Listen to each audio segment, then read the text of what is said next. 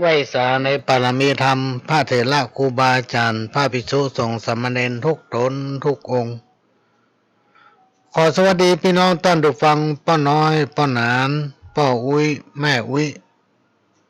ที่รับฟังรายการจากสถานีวิทยุกระจายเสียงพระพุทธศาสนาแห่งชาติและสังคมขึ้นเพื่อการศึกษาพระพุทธศาสนาและวัฒนธรรม FM 104.50 เมกะเฮิรตซ์วัดไฟหินวัดไฟหินตั้งอยู่หลังมหาวิทยาลัยเชียงใหม่ตำบลสุเทพอำเภอเมืองจังหวัดเชียงใหม่และก็ขอกราบขอบพระคุณท่านผู้อำนวยการสถานีวิทยุขึ้นพัฒนาคุณภาพชีวิต FM 92.25 วัดหลวงป่าแดงมหาวิหารและก็สถานีวิทยุ FM 98.75 ขึ้นธรรมะของชุมชนวัดห้วยตองซักตำบลขวางเปาอำเภอจอมทองจังหวัดเชียงใหม่สถานีวิทยุมนต์เสียงธรรม FM 106.25 วัดหลวงป่าแดงวัดบูผารามอำเภอแม่แจ่มจังหวัดเชียงใหม่ ต้องขอสุมาไป ดำเนินรายการโดยก้าวกระผมพระหลวงสว่างธาตุอินจันทร์ประธานเครือข่ายกองทุนแม่ของแผ่นดินจังหวัดเชียงใหม่และ8จังหวัดภาคเหนือวันนี้ก็มาพบปะกับพี่น้องท่านผู้ฟังก็จะได้นำเอาสาระ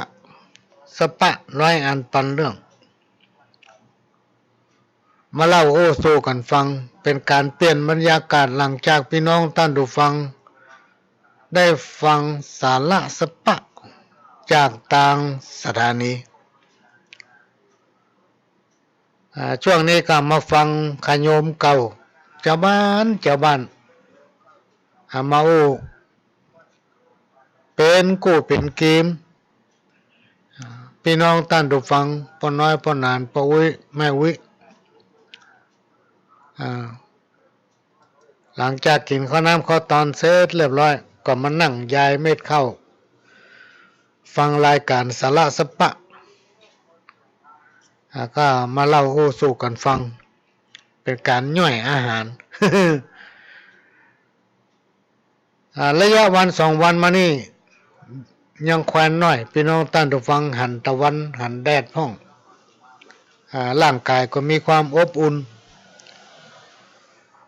พอที่จะตั้งหลักสู้กับไวรัสโควิดได้ไวรัสโควิดเนี่ยพี่น้องท่านผู้ฟังมันกลัวร้อนมันกลัวความร้อนตามที่คนเฒ่าคนแก่ปู่ย่าตายายต้านผู้รู้ทั้งหลายเปิ้นวิเคราะห์เปิ้นอู้ออกมา โดยยึดเอาหลักของคนมาเก่าพี่น้องท่านผู้ฟังโลกเนี่ยมันมีมาตั้งแต่มาเก่าละเปิ้นฮ้องว่าโลก5แต่ต่อมาน่ะมันเปลี่ยนชื่อมาเป็นไวรัสโควิดเปลี่ยนสายพันธุ์ธรรมดาถ้าหน้าหนาวถ้ามันลงไปยังสัตว์ลงไปหาไก่หาเป็ด เปิ้นฮ้องว่าไก่เป็น5เป็ดเป็น5ถ้าหน้าหนาวเนี่ยพี่น้องท่านผู้ฟังโควิดเนี่ยมันชอบเขาลองสังเกตไว้ในต่างประเทศตายกันเป็นแสนๆเพราะอากาศบ้านเปิ้นมันเหมือนบ้านเฮาเพราะฉะนั้นเราจะต้องรักษาสุขภาพทำให้ร่างกายของตัวเก่าอบอุ่นอยู่ตลอดเวลาเวลาจะออกบ้านไปหั่นไปนี่มีความจำเป็นก็ต้องใส่หน้ากากเหรอ ใส่ผ้าปิดหูดังนะจะไปอยู่ที่คนหลายมันล้างมือด้วยแอลกอฮอล์เนี่ยหรือล้างมือด้วยสบู่ด้วยน้ำด้วยอย่างก็แล้วแต่พี่น้องท่านผู้ฟังอยู่ตลอดรักษาความสะอาดเพื่อกัดตัวเก่าเวลานอนก็ให้ร่างกายอบอุ่นโดยเฉพาะผู้สูงอายุนี่จะเป็นละหมวกผู้สูงอายุนี่ สมองมันมีกำลังอ่อนไปลงสังเกตพอมันขี้ลืมเนี่ยขี้ลืมกำเดียวลืมมีเขามาโอ้ฟังอีแม่อุ้ยนั่นไปหงยาหมอฮื้อยามากินเป็น3 อาทิตย์ปุ่นเอายาลองไปกินก่อนนอ3 อาทิตย์ได้4 วันปิกไปหาหมอละมันลืม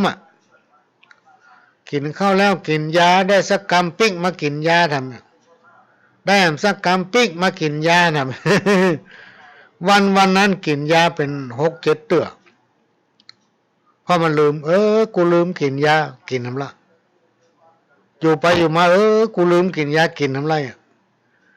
แน่ติดเดียวยาเปิ้นเฮือมาถึง3 อาทิตย์หมดเรื่องขี้ลืมแสดงว่าสมองมันอ่อนกำลังของสมองนี่อ่อนล้าไปละจะไปละหมวกอุ่นจะไปให้หัวได้ลมนักโดยเฉพาะปอเว้ยแม่เว้ยพี่น้องท่านผู้ฟังที่อยู่ในห้องแอร์นี่สำคัญนะพี่น้องท่านผู้ฟังมันทำเมื่อร่างกายเขาเย็นเวลาความอบอ้าวมันเกิดขึ้นมาเขาเปิดแอร์มันเย็นสบายแต่เขาจะไปรักษาว่าสมองของคนเฮาเนี่ยหัวศีรษะของคนเฮาเนี่ยถ้ามันโดนแอร์นักพี่น้องท่านผู้ฟังมันทำให้สมองล้าทำให้เป็นวัดเป็นอันทำให้ไอทำให้เกิดน้ำมูก ที่งูอย่างนี้ได้นี่ถ้าไปถามไผ่เพราะว่าเขามีประสบการณ์กับตัวเก่าเพราะฉะนั้นจะเป็นละหมวกจะต้องซุปหมวกอุ่นตลอดปหลวงนี่ตื่นมาถึงมาละหมวกต้องซุปตลอดไผ่จะว่าจะได้กระจ่างนะซุปตลอดแล้วมันนึกในใจว่าพี่น้องตีเป็นอยู่บนดอยพี่น้องรีซอก็ดีพี่น้องแขก็ดีพี่น้องแมวก็ดีเปิ้นจะมีหมวกซุปหัวอยู่ตลอดพี่น้องท่านฟังหมวกนั้นเปิ้นทำเองแปลงคนเดียวซุปอยู่หันวันข้ามคืนหุ่งหน้าสุขภาพเปิ้นแข็งแรงสมบูรณ์อายุ60-70เตียวขึ้นดอยหมูกี่ม่อน เตียวบ่ได้บอกว่านะแบกแจกด้วยแล้วเปิ้นมีศีลจำดีเนาะร่างกายแข็งแรงสมบูรณ์พ่อเปิ้นมีสุขภาพที่แข็งแรงสมบูรณ์เปิ้นให้ความอบอุ่นแก่ร่างกายโดยเฉพาะหัวเป็นจุดศูนย์รวมของประสาทนะและก็รองเท้าเวลาอยู่บนบ้านบนเฮือนเนี่ยจะไปละรองเท้ามีรองเท้าแล้วต้องสวมถุงเท้าอันนี้สำหรับผู้สูงอายุอีป้อยแม่นะป้าเว้ยแม่เว้ยวัยรุ่นอายุ60ขึ้นนี่ ย่ำสไตล์โดนความเย็นอยู่ตลอดบ่ได้นะพี่น้องท่านผู้ฟังมันปวดขึ้นหัวเข่าเท้าบ่ใส่ถุงเท้าน่ะปวดขึ้นหัวเข่าปวดขึ้นเอวพุ่นเพราะฉะนั้นเราต้องให้เท้าอบอุ่นเพราะฝ่าเท้านั้นเป็นที่รวมของเส้นประสาทเท้าอบอุ่นร่างกายอบอุ่นหัวก็ต้องอบอุ่นนะอันนี้ก็ฝากไว้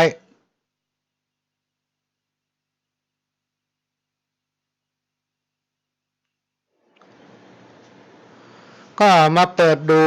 ข่าวในระยะตั้งแต่วันที่16เป็นต้นมาก็คือตะวาเนี่ย2 วัน 3 วันที่ผ่านมาเนี่ยจังหวัดเชียงใหม่เขานี่บ่พบโควิดบ่พบโควิดที่มันเกิดขึ้นมาใหม่ๆแถมนะก็จะต้องตกใจพี่น้องท่านผู้ฟังเขาทำตามคำแนะนำอย่างป้อเมืองเชียงใหม่ท่านผู้ว่าราชการจังหวัดก็ได้กำชับให้ทุกอำเภอทุกสอทุกโรงพยาบาลส่งเสริมสุขภาพรวมไปถึงท่านนายอำเภอทุกอำเภอได้ดูแล พี่น้องประชาชนโดยทั่วถึงทุกจังหวัดพี่น้องท่านผู้ฟังทุกภาคทุกส่วนของราชการบอกว่าจะเป็นเอกชนและก็ภาครัฐประชาชนองค์กรมูลนิธิอย่างต่างๆเนี่ยให้ความร่วมมือกันดูแลพี่น้องท่านผู้ฟังก็ต้องเป็นห่วงละเพราะว่าเปิ้นได้วิเคราะห์วินิจฉัยออกมาก็คือทำตามคำสั่งของผู้รักผู้ใหญ่ในบ้านในเมืองท่านอยู่จังหวัดใดก็ให้ติดตามข่าวในจังหวัดของท่านอยู่อำเภอไหนก็ให้ติดตามข่าวในอำเภอของท่านในฐานะที่เราเป็นเจ้าบ้านนี่เราก็ทำตามที่เป็นแจ้งโดยเฉพาะรอบนอกชนบทหรือว่าในเขตนอกเขตที่มีเสียงตามสายเวลามีอย่างเปิ้นจะประชาสัมพันธ์ตั้งเสียงตามสายเนาะเราได้หู้ได้ฟังก็ปฏิบัติตามนั้นเฮาเจ้าพุทธพี่น้องท่านผู้ฟังเฮาเจ้าพุทธเป็นลูกศิษย์ของพระพุทธเจ้า นะมีพระรัตนตรัยรักษาเป็นกำลังใจอยู่ในจิตในใจของคนเฮาอยู่ในจิตสำนึกของคนเฮาทุกคนนอกจากมีพระรัตนตรัยหรือพระแก้วเจ้าทั้งสามประการเป็นที่พึ่งที่อิงทางด้านจิตใจเป็นโรงพยาบาลของหัวใจแล้วในประเทศไทยเฮานี่ยังมีพระสยามเทวาธิราชปกป้องคุ้มครองรักษาคนไทยเฮานะเพราะนั้นก็ให้สบายใจได้คุณศีลคุณธรรมคุณพระแก้วเจ้าตั้งสามประการคุณพ่อคุณแม่คุณของครูบาอาจารย์คุ้มครองรักษามันกับกำไว้ปารมี30ตัดเฮาตั้งหลายเป็นลูกศิษย์ของพระพุทธเจ้าตนมีบุญสมปานอันมากพระพุทธเจ้าจุงจักตั้งพระปัญญาปารมีไว้9 จันทร์ตั้งไว้ถึง9 จันทร์ตั้งไว้ตั้งหน้าเฮาก็ได้9 จันทร์ตั้งไว้ตั้งหลังก็9 จันทร์ตั้งไว้ตั้งตีนแผ่วหัวก็ได้9 จันทร์ตั้งไว้ตั้งหัวแผ่วตีนก็9 จันทร์นะถึงฝั่งซ้ายฝั่งขวาตั้งหลังตั้งหน้ามีปารมี9 จันทร์คุ้มครองรักษาให้เฮาพ้นจากอนาคตะพ้นจากภัยตั้งหลายตั้งมวลรวมไปถึงโลกาพญาตสัพพะอุบัติตั้งหลายหนีหมดอุปตวะกังวลตั้งหลายกันหนีไปตัวพี่น้องท่านผู้ฟังเวลาจะนอนมาค่ำมาคืนให้ไหวอิติปิโสสตอนจำได้ก่อนที่เคยบอกเคยอู้ไปนั่งป้อละแม่กลางที่นอนนั่นนะว่านะโมเหตุ3 รอบนะโมตัสสะภะคะวะโตอะระหะโตสัมมาสัมพุทธัสสะนะโมตัสสะว่า3 รอบแล้วก็ว่าอิติปิโสภะคะวาสัมมาทิฏฐิสัมไปตินั่นนะโมโหโมไม่เห็นอย่าได้มากระทำเกณฑ์ต่อข้าพเจ้าสัพพะสัตตรูวินาศสันตุอันให้อันขาดถึงบักเข้าใกล้พี่น้องท่านผู้ฟังลองพอเตอร์บ่เชื่อนะลองไว้ถึงวันนะมันเป็นเพศกับตัวนะพี่น้องท่านผู้ฟังไผมาแจ้งมาด่าเกิดสันตโลหมดมีอันเป็นไปคำแจ้งนั้นปิกจ้อนเข้าหาตัวเขาหมดบ่ต้องห่วงมีหลายคนนำปฏิบัติโทรมาบอกคือฟังโอ้ข้าเจ้าไว้ถึงวันนะปะหลวงไว้ถึงวันนะอิติปิโสสตอนนี่นะเจ้านั่งป้อละแม่กลางที่นอนนั่นนะโอ้ละผัวบ่เดือดกะนอนคนตี้อีหรอ ว่านะโม3 รอบก็ไหวอิติปิโสสตอนแล้วก็กราบลง3 หนเจ้ารับอีเนาะไปมีกิ๊กผัวข้าเจ้า รถสแลบ เกือบตายเนาะต้องอวดขนาดอ่ะเขาว่าโอ้เขาไม่ได้แนะนำอย่างนั้น ก็ได้กิ๊กผัวมันจะมาเดือดร้อนเนาะเป็นเต้าพ่อหลวงนะ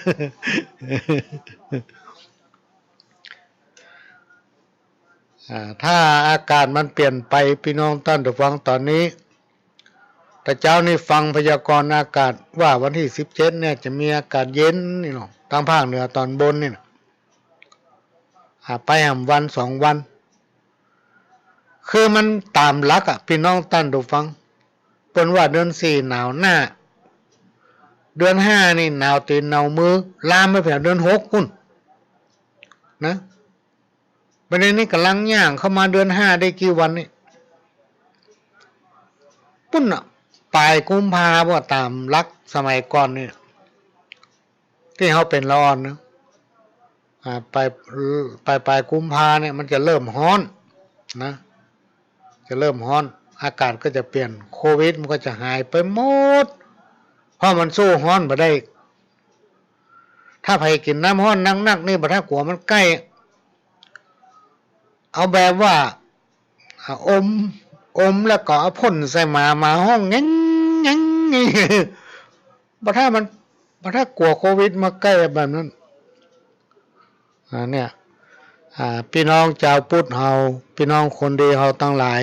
จะรอดพ้นจากวิกฤตนี้ได้ก็ด้วยบารมีธรรมด้วยบารมีของพระรัตนตรัยหรือแก้วทั้ง3ประการปกปักคุ้มครองรักษาขาดแคล้วจากอันตรายทั้งหลายทั้งมวลเพราะเฮาเป็นคนบุญเนาะเฮาเป็นผู้ที่ได้ทนุบำรุงส่งเสริมพระพุทธศาสนาทุกกิจกรรมเป็นคนดีของบ้านของเมืองเป็นคนดีของโลกของเต้าของญาติพี่น้องของสังคมชุมชนที่อยู่ของตนแถมจากนั้นก็ยังทนุบำรุงพระแก้วเจ้าทั้ง3ประการนี้ได้ชื่อว่าเป็นคนดีเกิดมาสมกับเป็นคนคุ้มค่าของความเป็นคนการเป็นคนเนี่ยพี่น้องท่านผู้ฟังแม้แต่เทวบุตรเทวดายังต้องการเกิดมาเป็นคนยังปรารถนาเกิดมาเป็นคนเพราะคนเท่านั้นสามารถที่สั่งสมบูรณ์สามารถที่ทำความดีสามารถทำอย่างได้หลายๆอย่างนะได้นักกว่าเทวบุตรเทวดาที่เพิ่นต้องการมาเกิดเป็นคนเพราะอย่างเวลาเพิ่นมาเกิดเป็นคนแล้วเพิ่นจะได้สั่งสมบูรณ์ทำบุญเพิ่มขึ้นเพื่อเวลารับตาลาจากโลกมนุษย์เมืองคนไปเพิ่นจะได้ไปเกิดเป็นเทวดาเทวบุตรอยู่ในชั้นสูงขึ้นไปแถมนี่เป็นต้น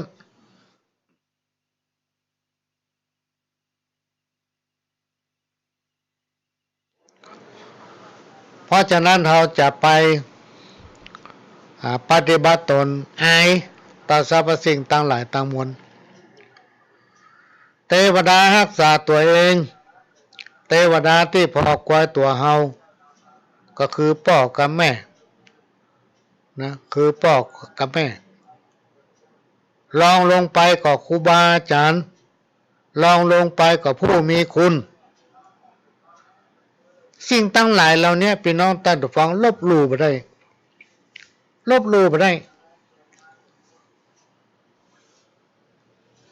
ถ้าไผลบหลู่ครูบาอาจารย์ต้านกล่าวว่าบาปบุญคุณและโทษมันมีสิ่งที่เราทำจะทำมันอย่างกระจ้างเนอะคนหมูผีหูคนมหันผีหันเทวบุตรเทวดาที่รักษาตัวเฮาผีหอผีเฮือนนะหัน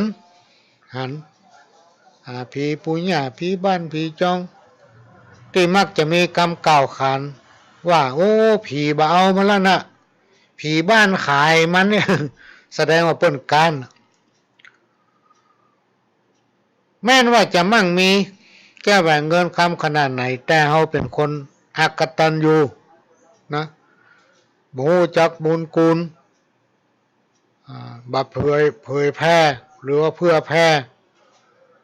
สิ่งทั้งหลายที่เราทำนั้นถึงสรรพสิ่งถึงเจ้ากรรมเจ้าเวรซึ่งมันตัวเราเปรียบเหมือนเงาตัวเราเปรียบเหมือนเงาสิ่งทั้งหลายแล้วเนี่ยมันจะสะสมขึ้นพี่น้องท่านผู้ฟังอันนี้ก็มาฝากไว้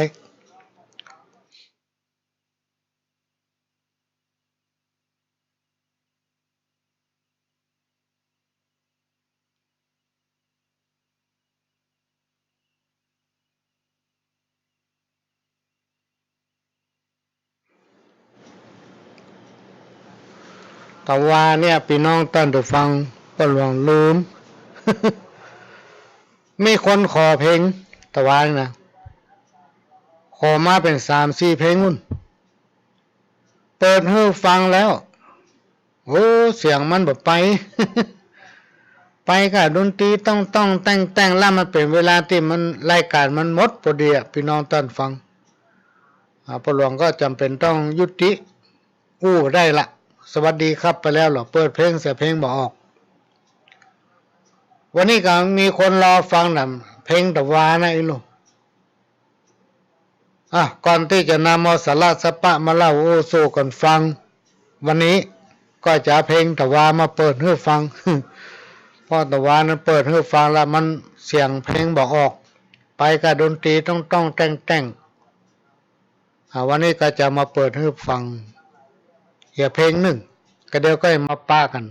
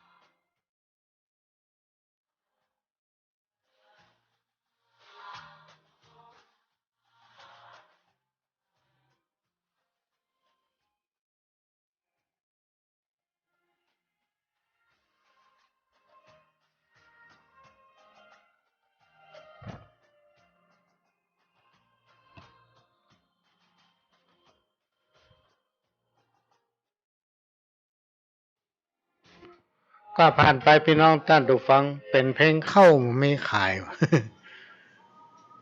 วานก้าเข้าไปฝนก็ซ้ำบัดตก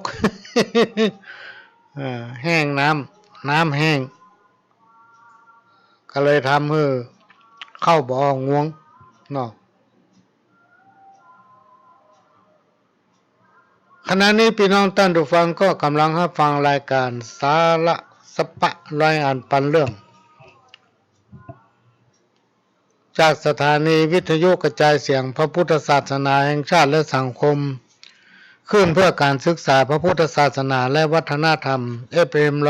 104.50 เมกะเฮิรตซ์วัดฝ่ายหินและก็สถานีขึ้นพัฒนาคุณภาพชีวิต FM 92.25 วัดหลวงป่าแดงมหาวิหารสถานีวิทยุ FM 98.75 คลื่นธรรมะของชุมชนวัดห้วยตองซักตำบลขวางเปาอำเภอจอมทองจังหวัดเชียงใหม่สถานีวิทยุมนต์เสียงธรรม FM 106.25 วัดบุผารามอำเภอแม่แจ่มจังหวัดเชียงใหม่พี่น้องท่านผู้ฟังก็เปิดรับฟังได้พร้อมกันถึง 4-5 สถานีในเวลานี้ไปจนถึงบ่าย 3 โมงดำเนินรายการโดยกับผมประหลวงสว่างธาตุอินจันทร์ประธานเครือข่ายกองทุนแม่ของแผ่นดินจังหวัดเชียงใหม่และ8จังหวัดภาคเหนือขโยมเก่าก็จะได้นำเอาสปะพี่น้องท่านผู้ฟังมาเล่าโอ้สู้กันฟังเป็นการเปลี่ยนบรรยากาศหลังจากพี่น้องท่านผู้ฟังได้ฟังสาระสปะร้อยอันปันเรื่องจากครูบาอาจารย์ข้าวตำนานขอยอยื่นน้อมพร้อมทูปบูผาองค์พระปฏิมาวันตาก้มเก้าขอกราบพญาพรหมบรมตั้นเจ้าเป็นกรสำเนากล่าวจี้ม่อนจักไข่จ๋านิทานเรื่องนี้มาครบรอบนี้ปอเปิงหูติ๊บตาติ๊บขยิบมาถึงทีวีบันเทิงลื่นเริงกู้ด้านนั่งตายนอนตายยิงใจอยู่บ้านพ่อถึงตำนานบอกจี้ไล่ฆ่ายิงกันแตงฟันเดี๋ยวนี้สับสนปนปี้เนอไหนห้องกินยาพิษเสพติดตัวตายแขวนคอวำไว้หญิงใจแก่เท่าห้องยิงตัวตายตึงนายไผ่เจ้าพ่องลู่ชิงเอาสิ่งทรัพย์ประวัติตำนานคนผ่านอาภัพบ่นับแก่เท่าหญิงใจสายใยกำปุ้งผ่านยุ่งเป็นสายไฟฟ้าเลียงยายสบายเนอเจ้า6 โมงหลังเดียวคนเตียวสีเข้าก็มีเนอเฮาเดี๋ยวนี้คำว่าซอยศาสนาขอจากเก้าจีมาถึงอย่างอี้ใหญ่เขือบ้านเมืองแห้งแล้งเหี่ยวแห้งบ่เหลือ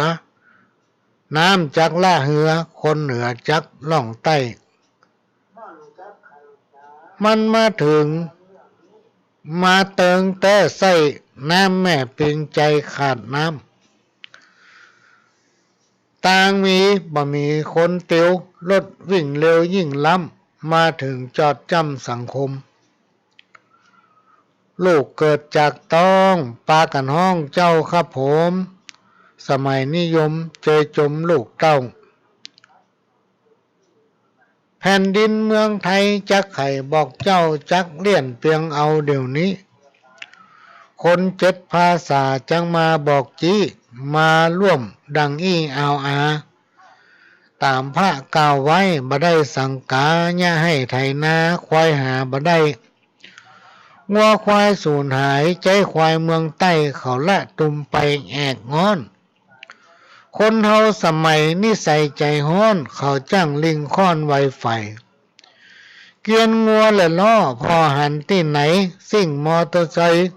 เร็วไวสอบสู้รถยนต์รถเก๋งขี่เบ่งอวดอู้ตายกันหน้าดูญาติมิตรพอถึงตำนานพระศรีอริยะมันติดสืบเส้นมีมาตามพระกล่าวไว้คนไร้เดียงสาคนขาดปัญญาอู้จ่าสวกกล้า บุบตีฟันแตงใจแข็งหนีบเก้นมันติดสืบเส้นถึงขาวสมัยเดียวนี้นาลีหนุ่มสาวอายุลุ่มสาวเปิดเป่าอยากได้ลูกผัวเมียเขาชิงเอาห้อนไม่ขาดศีลธรรมในมนุษย์2564ถึงทองพระพุทธจักสุดเสี่ยงศาสนาพ่องยังหนุ่มน้อยด้วยการศึกษาเอาภริยาสามีร่วมข้าง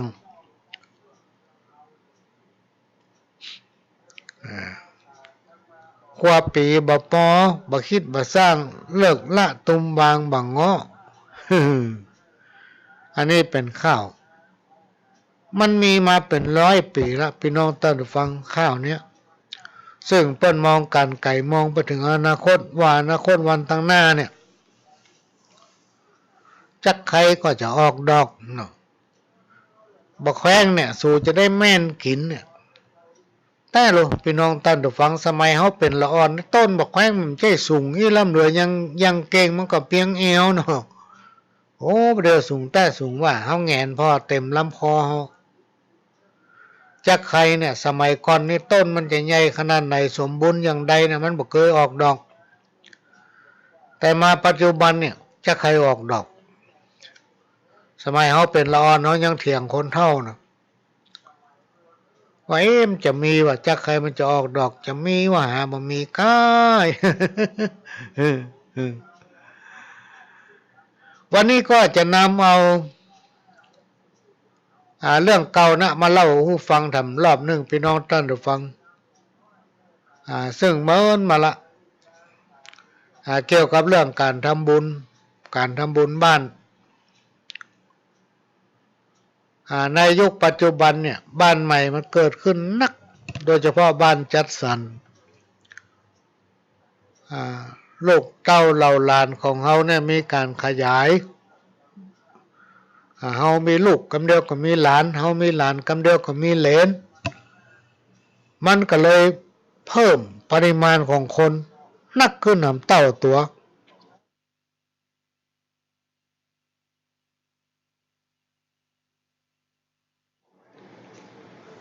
ก็มีการแปลงบ้านแปลงจองไปซื้อบ้านใหม่พ่องไปอย่างพ่องเวลาจะไปทำบุญพี่น้องท่านผู้ฟัง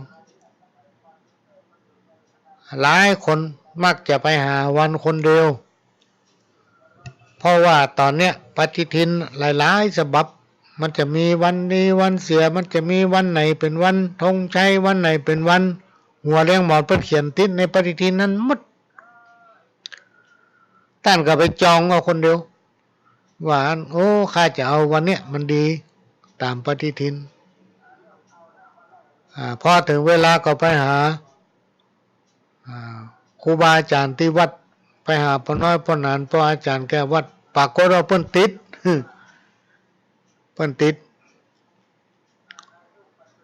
พ่อพี่น้องศรัทธาไปหามื้อหาวันคนเดียว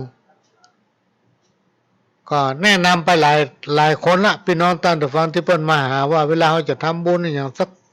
อย่างเนี่ยอย่างน้อยๆก็คือไปหาพ่อหลวงบ้านหรือว่าไปหาพ่อแกวัดไปหาพ่ออาจารย์หรือไปหาต้านสมภารเจ้าวัดเพื่อเพิ่นจะได้ประสานกันเพิ่นจะเปิดตำรับตำราเนาะมาพอว่าวันที่นั้นเดือนนั้นมันติดงานอย่างที่ไหนพ่องนี่เนาะถ้ามันติดก็จะบอกว่าติดเขาจะเลื่อนไปได้ก่อนหรือว่าจะเฮือเปิ้นหาพระสงฆ์องค์เจ้าที่เปิ้นเคารพนับถือมาแทนอีนะเปิ้นจะได้ประสานกันว่าไผติดไหนบ่ติดไหนอย่างไร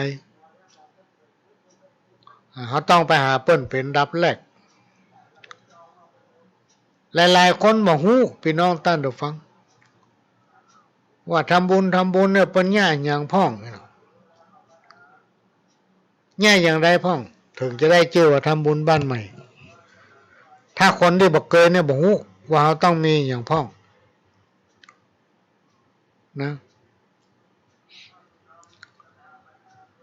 งานตั้งเมืองเหนือตั้งภาคกลางภาคใต้มันบ่เหมือนกันพี่น้องท่านผู้ฟัง ตั้งเหนือเขาเนี่ยบางพื้นที่ก็ยังบ่ค่อยเหมือนกัน แต่สรุปแล้วก็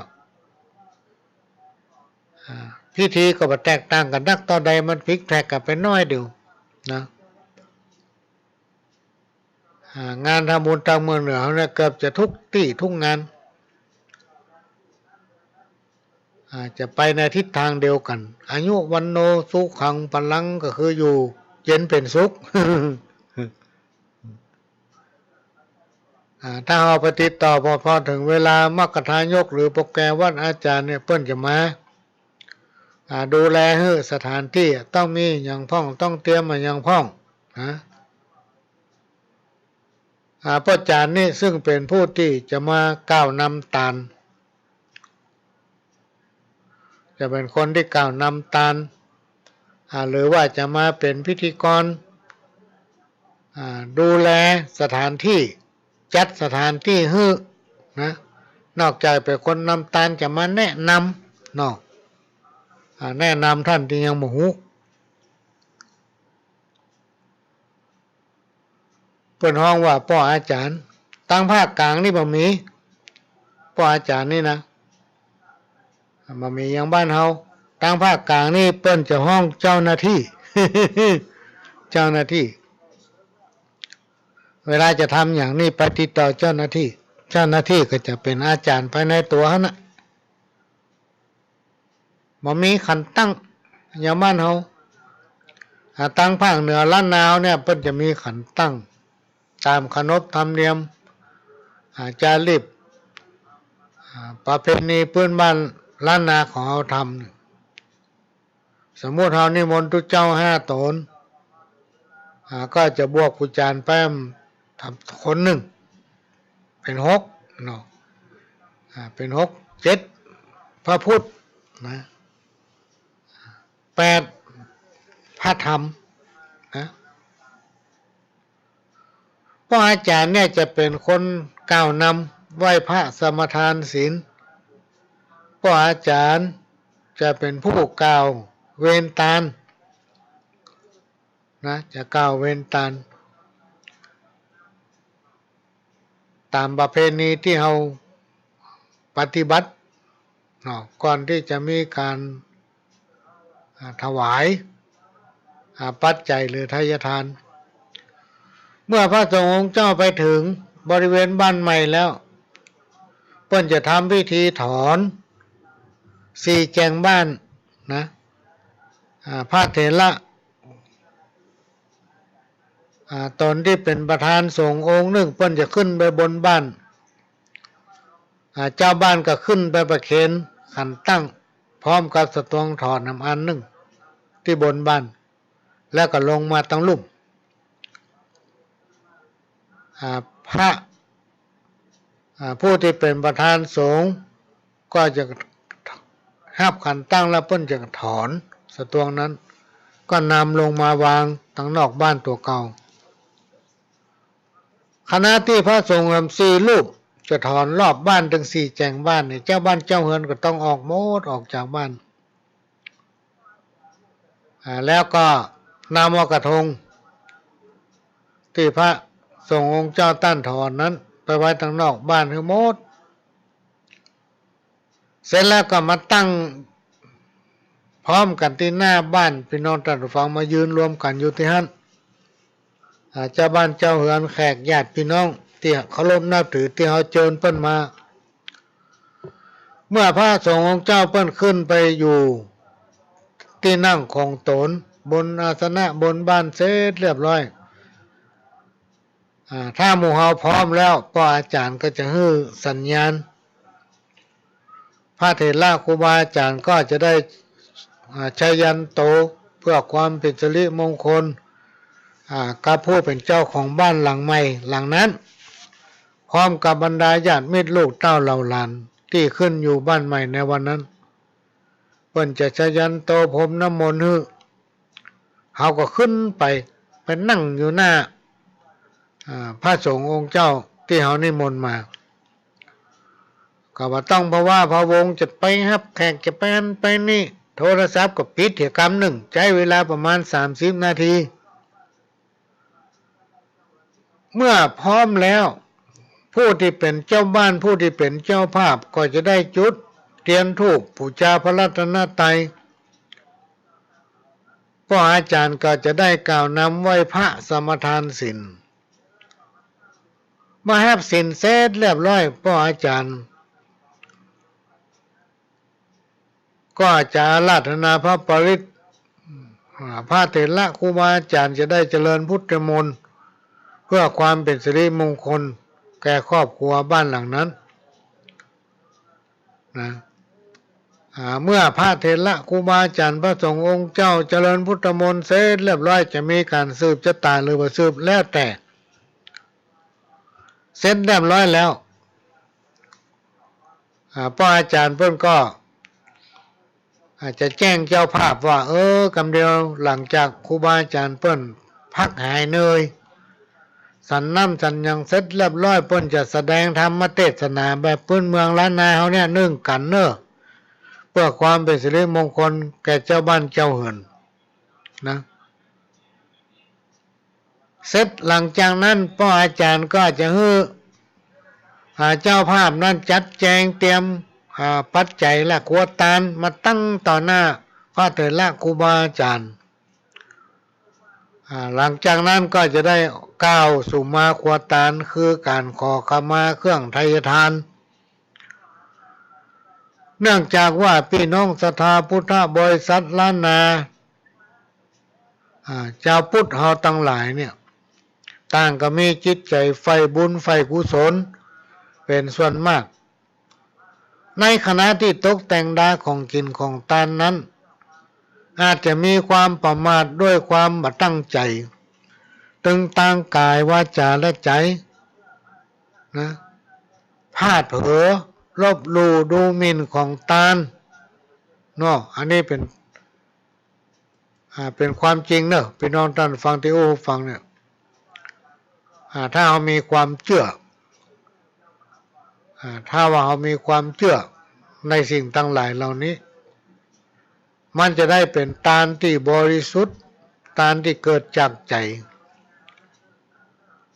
บางคนเชื่อมาแท้เปิ้นเนี่ยก็เนี่ยตัวเปิ้น มันก็ไม่ได้ผลผสมดังที่เราอธิษฐานในขณะที่เราเตรียมของทานนั้นบางทีเราอาจได้ลุกขึ้นเดินผ่านข้ามย่ำจ้ำกายจับลังเตื้อทำเสร็จแล้วบัดนั้นได้ไปทำบุญละอ่อนไข่อยากละอ่อนไข่กินบิดกินห้อง ซ้ำเตื้อบัดนั้นได้แบ่งมาได้ปั่นเป็นสุ่นเป็นปุ้นเป็นส่วนเรียกว่ากินก้อนตันหลุนล้างเตื้อกำลังนั่งแต่งดาของตาลเผลอเล่าขวัญคนนั้นคนนี้ว่าคนทางบ้านใต้บ้านเหนือว่าคนนั้นคนนี้ซ้ำเตื้อเอิ้นด่าร้อนข้ามของกินของตาลโบราณอาจารย์เพิ่นว่าบดีพี่น้องท่านผู้ฟังเป็นบาปเป็นกรรมด้วยเหตุที่กล่าวมาแล้วนี้จึงต้องได้แปลงหรือว่าแต่งดาขันข้าวตอกดอกไม้พร้อมกับน้ำขมิ้นส้มปล่อยโดยก่อนที่จะตาลเนี่ยมีพ่ออาจารย์นี่จะกล่าวนำเป็นคนโอกาสสูงมากกว่าตาลเรียกว่าขอขมาของตาลขออโหสิกรรมของตาลเพราะกลัวว่าสิ่งที่ได้ล่วงเกินไปนั้นจะเป็นบาปกรรมไปปิดกั้นหนทางไปสู่ความดีหรือปิดกั้นหนทางที่จะไปสู่สวรรค์หนทางที่จะไปสู่นิพพานพี่น้องท่านผู้ฟังลองฟังตั้งใต้คำเวนตาน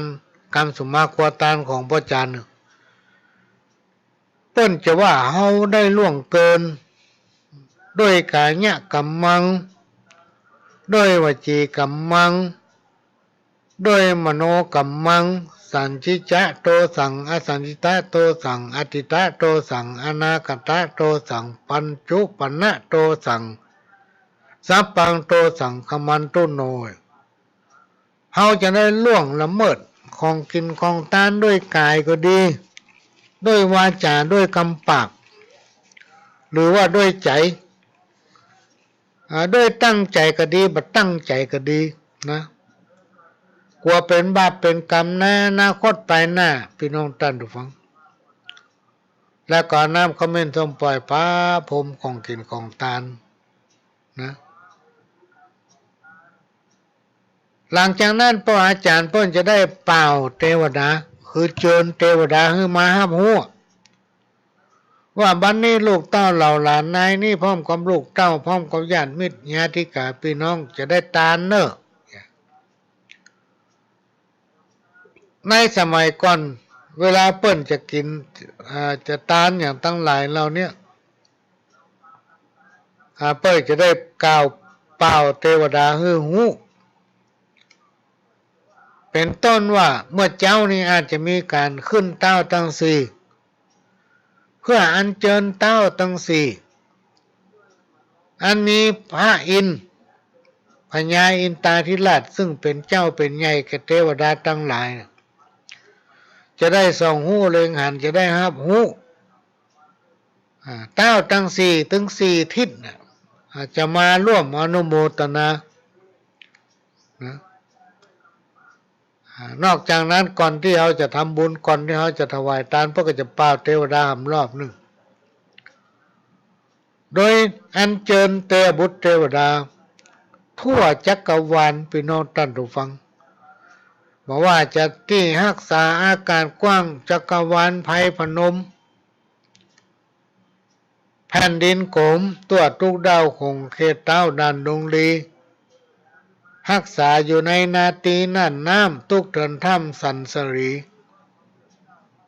ตังเส้นยาวันลีตังขีลีปัดผัดเตอาสุเลมวลมากมีตังกลุ่มพันกันทะยักเมสีใต้ล่ามีอเวเจที่ราชยมพบาลจตุโลกสี่องค์การจอมเจื่องเต้าที่ราชองค์อินอมรินทร์จันทร์ฟ้าซ่อกามาเพิ่นจะขอเชิญมาตัวตั้งขงเลยพี่น้องท่านผู้ฟังเพื่อมาฮับหูและอนุโมทนา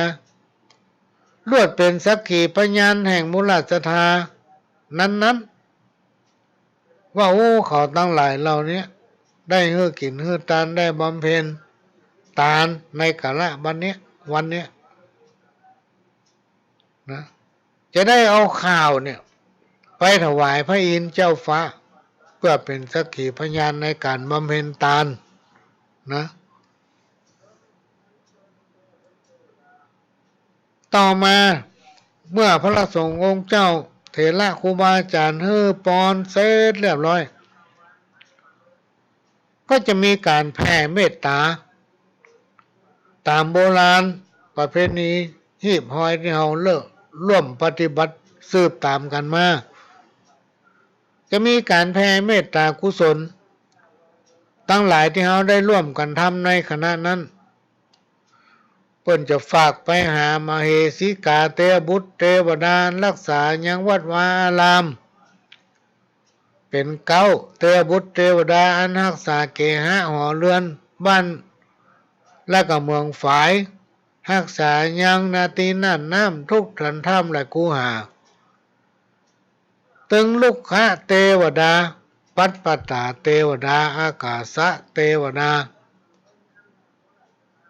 บอกว่าท่านจะสถิตอยู่วิมานกลางหาวนักขัตฤกษ์ดวงดาวน้อยใหญ่ตั้งนางนาถให้ธรณีอันเป็นสักขีพยานหมายมั่นทักษิณาบุญเขตขั้นจำนำยานหมายตานตั้งพระเมตไตรนอโพธิญาณดุสิตเทพขออัญเชิญจุ่งมาฮับหูและเป็นสักขีพยานแม้นว่าบุญราศีตั้งหลายเหล่านี้มีนักขออุทิศฝากไปหาปิตามารดาพ่อแม่ถึงคนเฒ่าคนแก่ตายายที่เขาตายมรณะชีวิตขาดเป็นผี แม้นว่าจิตวิญญาณของเขาเหล่านั้นไปตกนรกอเวจีบาปมีทุกขเวทอยู่ในเขตอาบายขอบุญกุศลไปหมายหอบอุ้มปกยกออกฮื้อพ้นจากที่ให้แล้วมาสู่ที่ดีบุญล้วนสีไปถึงมะยามเจ้าฮื้อกายเป็นข้าวงายไปถึงมะยามขวายฮื้อเป็นแพรพันแผ่นผ้าไปถึงมะยามล่าฮื้อเป็นสำเปาคำลำงามวิเศษนำเอาเขาตั้งหลายฝูงนั้นขี่ข้ามเขตสงสารไปถึงสวรรค์นิพพานเวียงแก้วอันเป็นที่แล้วสุขเกษมอันนี้เป็นกรรมโจรกรรมเปล่าและก็เพเมตตาไปถึงสรรพสิ่งทั้งหลายที่กล่าวมาแล้วเหมือนกับว่าเขาจะอธิษฐานอย่างสักอย่างเนี่ยพี่น้องท่านดูฟัง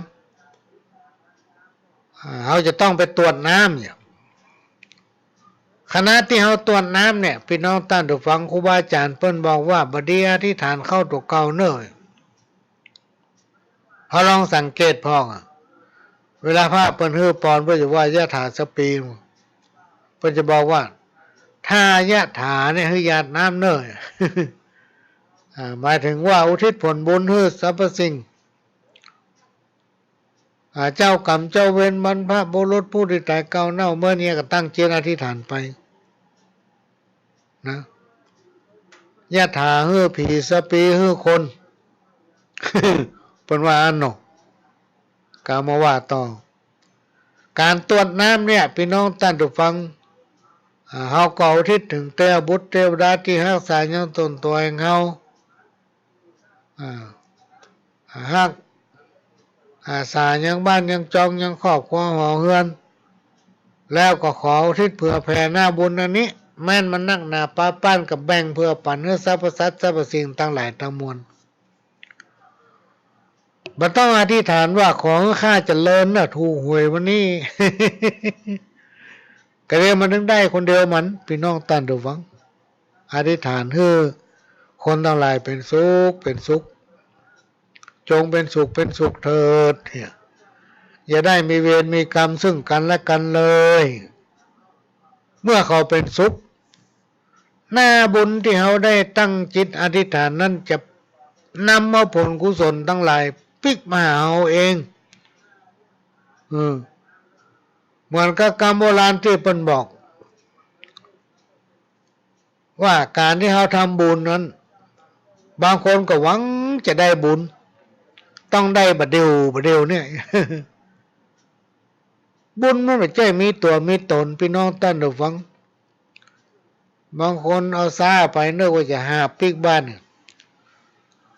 อุปมาเหมือนกับนายสารถีคนพายเรือคนหนึ่งมีคนไปจุว่าใครได้บุญก็ใครได้กล้าทางที่เขาก็หมูว่าบุญเป็นตัวอย่างใดจะได้มาอย่างใดถ้าใครได้บุญวันผู้เขาลูกเจ้าไปอยู่ที่ต้าเรือไปอยู่ที่ต้าน้ำมัน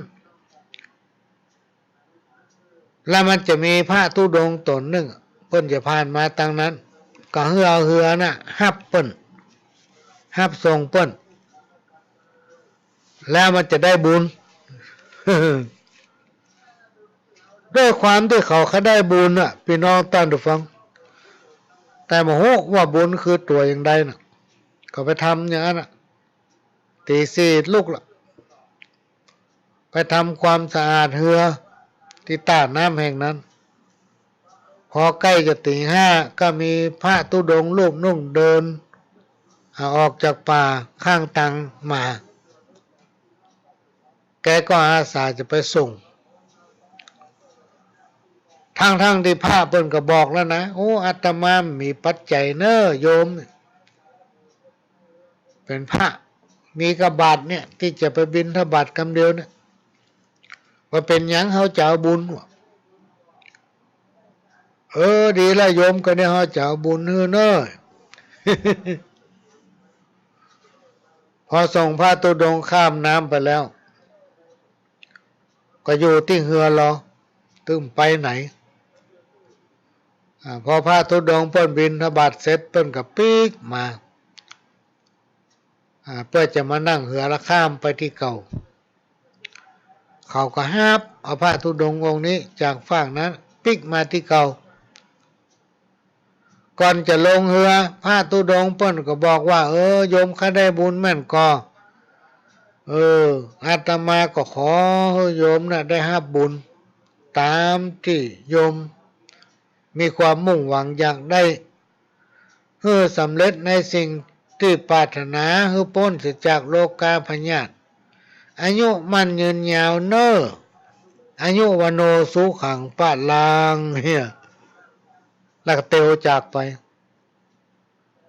คนสารถีพายเรือว่าโหตุนี่อย่างโอ้ในมีหั่นเขาว่าเขาได้บุญว่าจะบุญฮือเขาบอกอย่างฮือสักอย่างเตียวไปอย่างนั้นเฮียวิ่งเตยหาทุกเจ้าว่าไหนจะเอาบุญฮือเขา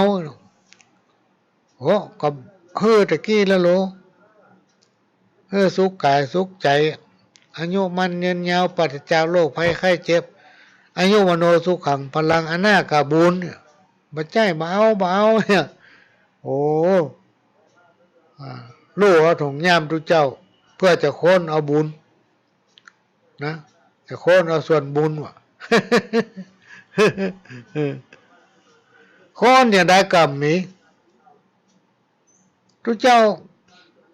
ก็ว่าโอ้บุญฮือไปตะกี้ไล่เนาะเบาติ๊กมายอม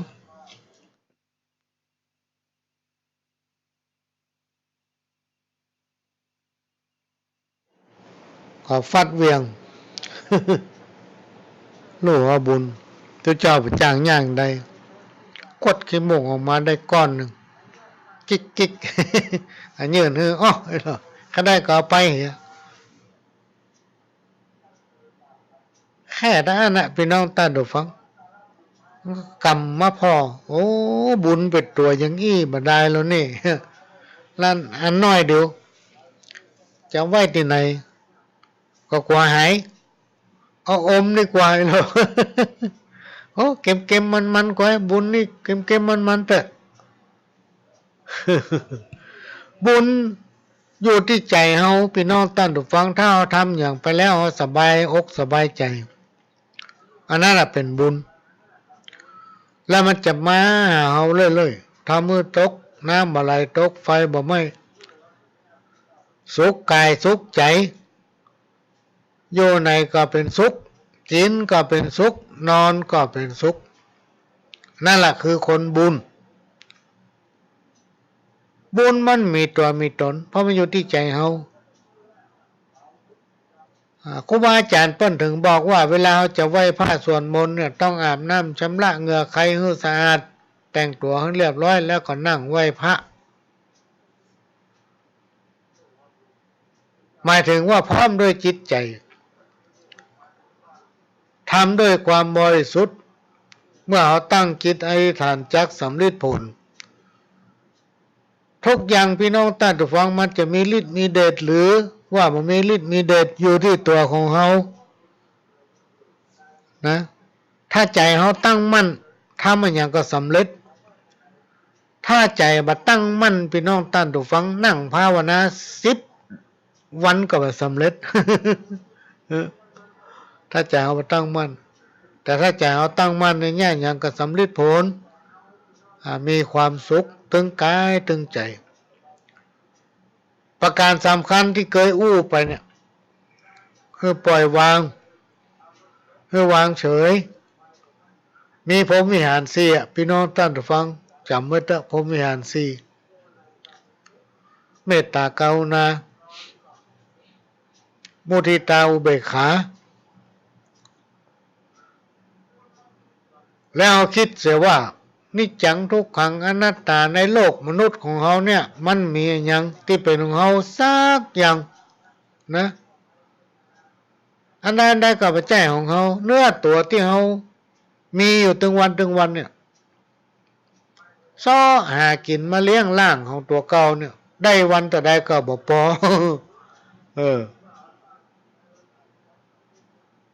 ร่างกายของเฮาทุกอย่างสมบัติภัตฐานที่เฮามีมันมาแจ้งเฮาสิ่งทั้งหลายแล้วเนี่ยมันมาจีรังอย่างยืนในที่สุดเมื่อเอาเสี่ยงบุญหรือเมื่อเอาตายไปพี่น้องท่านผู้ฟังเฮาก็บ่สามารถที่เอามันไปตัวได้นะก็สามารถเอามันไปตัวได้เป็นหนึ่งห้องว่าอาจีรังวัตยังกายโยจะไปยึดติดกับมันจะไปยึดติดกับมันอย่างซักอย่าง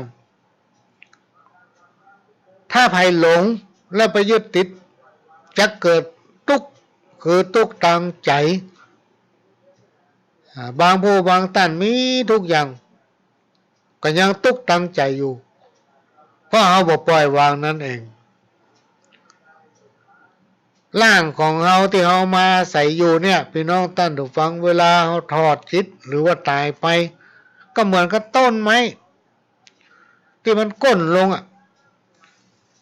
ต้นไม้ที่มันก้นลงเนี่ยเวลามัน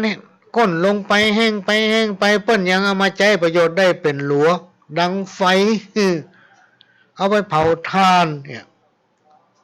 เอามาแปลงลักหัวเอามาเลื่อยแปลงแป้นแปลงฟ้า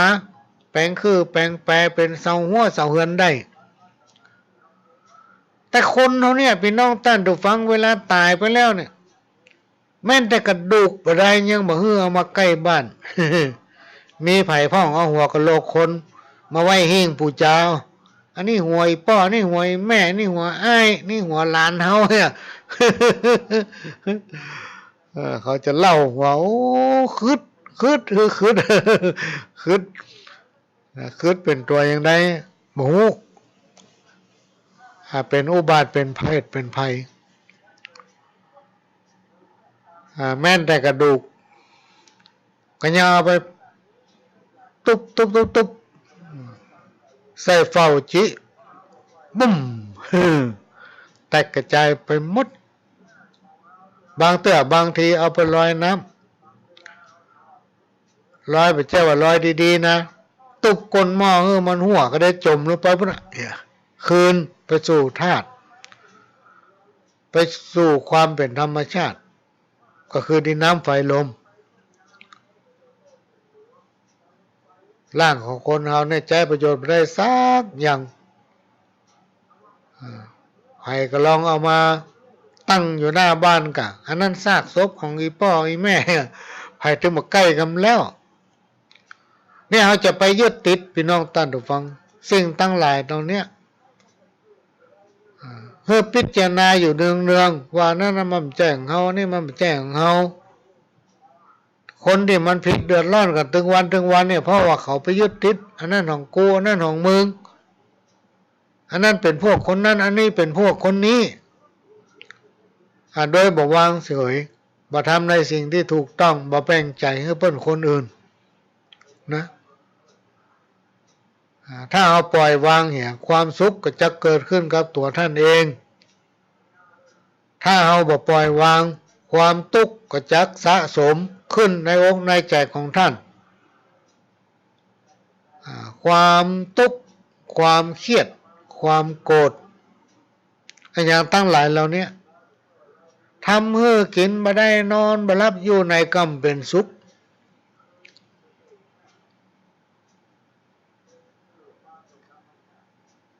ประเพณีคือการหรือความประพฤติที่ปฏิบัติสืบตามกันมาจนเป็นที่ยอมรับประเพณีทำให้เกิดความรักสมัครสมานสามัคคีโดยเฉพาะศรัทธาชาวพุทธล้านนาเฮาบอกว่าใครจะอยู่ที่ไหนตั้งใดเมื่อถึงเวลาเดือนจีปีใหม่เข้าพรรษาออกพรรษาก็จะพากันมาบ้านนะเหมือนกับกรรมที่ว่าถ้ามีงานไม่ใช่เดือนจีปีใหม่ถึงได้มาพบปะกันงานแต่งงานกาคนตายกา งานทำบุญในเทศกาลการงานลื่นเริงอย่างต่างๆมหรสพนี่เป็นเครื่องชี้วัดว่าผู้ใดเป็นชนกลุ่มไหนยกตัวอย่างพี่น้องในเมืองเหนือของเราเนี่ยมันมีหลายเผ่าเป็นพี่น้องชาวดอยเป็นพี่น้องชาวเขาเป็นพี่น้องชาวไตเป็นพี่น้องชาวลือเป็นพี่น้องชาวยองเป็นพี่น้องคนเมืองเป็นพี่น้องคนล้านนาของเขาเนี่ยการแต่งกายจะเป็นเครื่องชี้วัดของประเพณีนั้นๆพี่น้องชาวดอยก็จะแต่งตัวเป็นชาวดอยพี่น้องชาวยองก็แต่งตัวยองพี่น้องลือก็แต่งตัวเยอะลืออันเนี้ยพี่น้องท่านผู้ฟังมันจะเป็นเอกลักษณ์ของพี่น้องล้านนาของเขาบางอย่างก็ต้องมีการปรับปรุงเพื่อให้เหมาะสมกับการสมัยที่เราทั้งหลายได้ปฏิบัติสืบตามกันมาเรียกว่าเป็นประเพณีนะเป็นประเพณีที่เราทั้งหลายประพฤติปฏิบัติสืบตามกันมามีหลากหลายเป็นไปตามความนิยมในพื้นที่หรือท้องถิ่นนั้นๆแต่ละที่แต่ละคนแต่ละครอบครัวต่างก็ได้รับมรดกมาจากบรรพบุรุษปู่ย่าตายายสั่งสมกันมาตามลำดับและก็มีการถ่ายทอดอยู่บ่ขาดจารีตประเพณีที่กล่าวมานี้สังคมชุมชนล้านนาเฮาถือเป็นสิ่งที่มีคุณค่าเป็นอย่างมาก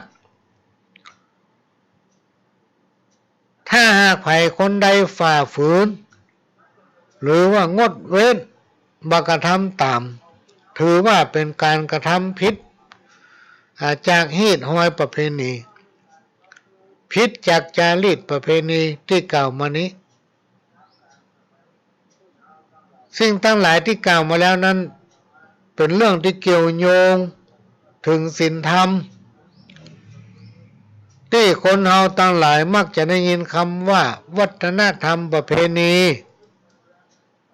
เป็นสิ่งที่ครูบาอาจารย์และบรรพบุรุษยึดถือนักที่สุดก็เลยเกิดความรักสมัครสมานสามัคคีความเอื้ออาทรความกตัญญูกตเวทิตาคุณต่อผู้มีคุณเป็นต้นว่าพ่อแม่ปู่ย่าตายายครูบาอาจารย์วัดวารามนี้เป็นต้นและผู้ที่เคยให้กันอนุเคราะห์ช่วยเหลือเฮาช่วยเหลือซึ่งกันและกันเกี่ยวกับเรื่องความกตัญญูนี้ถ้าฝ่ายผู้ใดเป็นคนอกตัญญูนะเพิ่นว่าให้มากล้าขายก็บ่ขึ้น ความเจริญตึงนี้ในชีวิต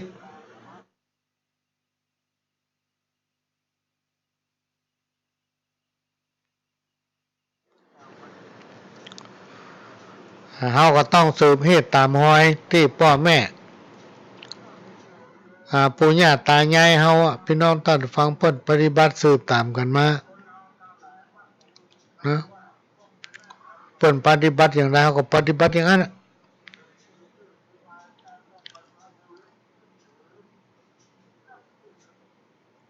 นอกจากนี้ยังเป็นตัวอย่างให้กับลูกกับหลานโดยเฉพาะการเป็นผู้นำคนเนี่ยพี่น้องท่านผู้ฟังเปิ้นว่าให้เอาศัตรูมาเป็นมิตรการเป็นผู้นำคนเนี่ยเอาศัตรูมาเป็นมิตรไอ้หมอนั่นมันจังเฮานะถ้าไปอยากเป็นมิตรกับมันเฮาก็ช่วยอย่าปล่อยมันจังเฮาไปเถอะมันจังคนเดียวมันว่าคนเดียวตบมือข้างเดียวมันถึงบ่ดังเฮาเป็นผู้นำเปิ้นเฮาจะต้องประพฤติปฏิบัติตน และก็ยืนอยู่ในหัวใจของคนต้องปฏิบัติตนให้อยู่ในใจของคนทั้งหลายบ่ดูหมิ่นบ่เหยียดหยามบ่ดูถูกตัวเองเคารพยำเกรงผู้เฒ่าผู้แก่บ่ถือว่าฝ่ายโน้นฝ่ายนี้ต้องตั้งตัวเป็นกลางแท้ๆจะต้องเป็นคนที่บ่ไปยืนอยู่บนหัวไผ อันนี้สำคัญมาถึงตอนนี้ก็จะเอานิทานเรื่องหนึ่งมาเล่าให้ฟังเป็นนิทานที่มีคติสอนใจในการครั้งหนึ่งมี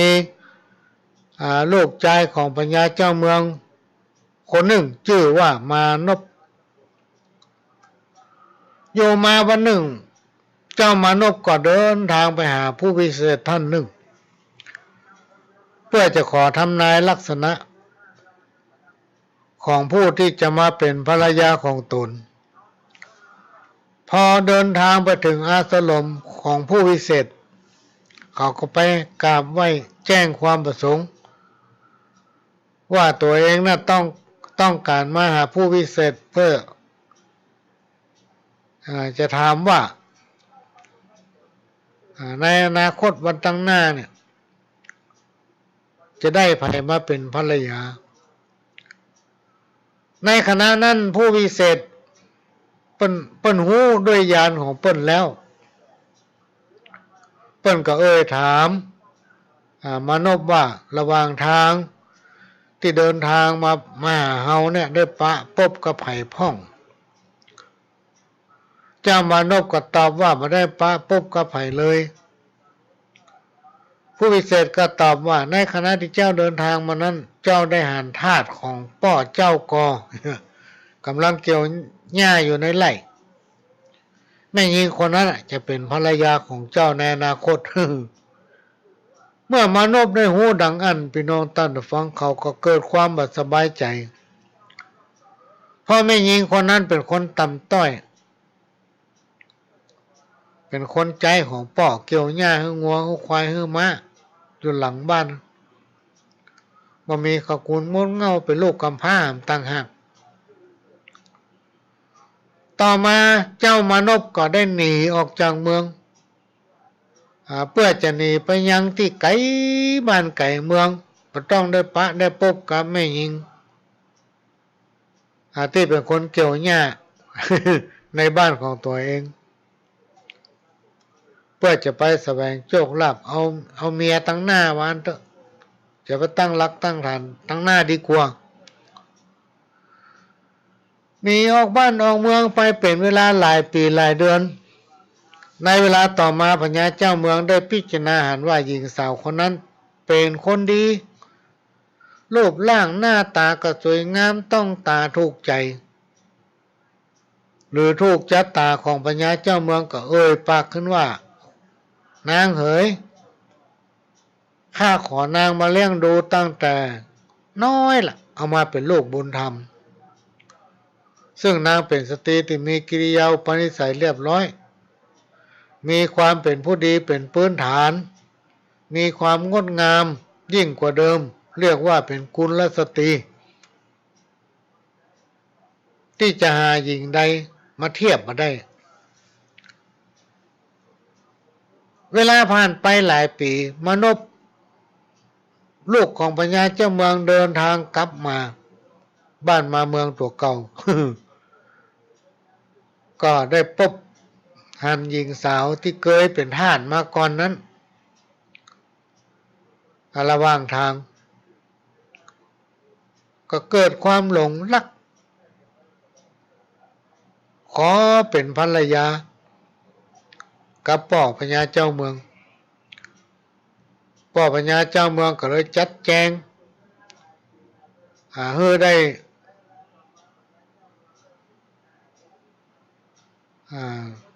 เป็น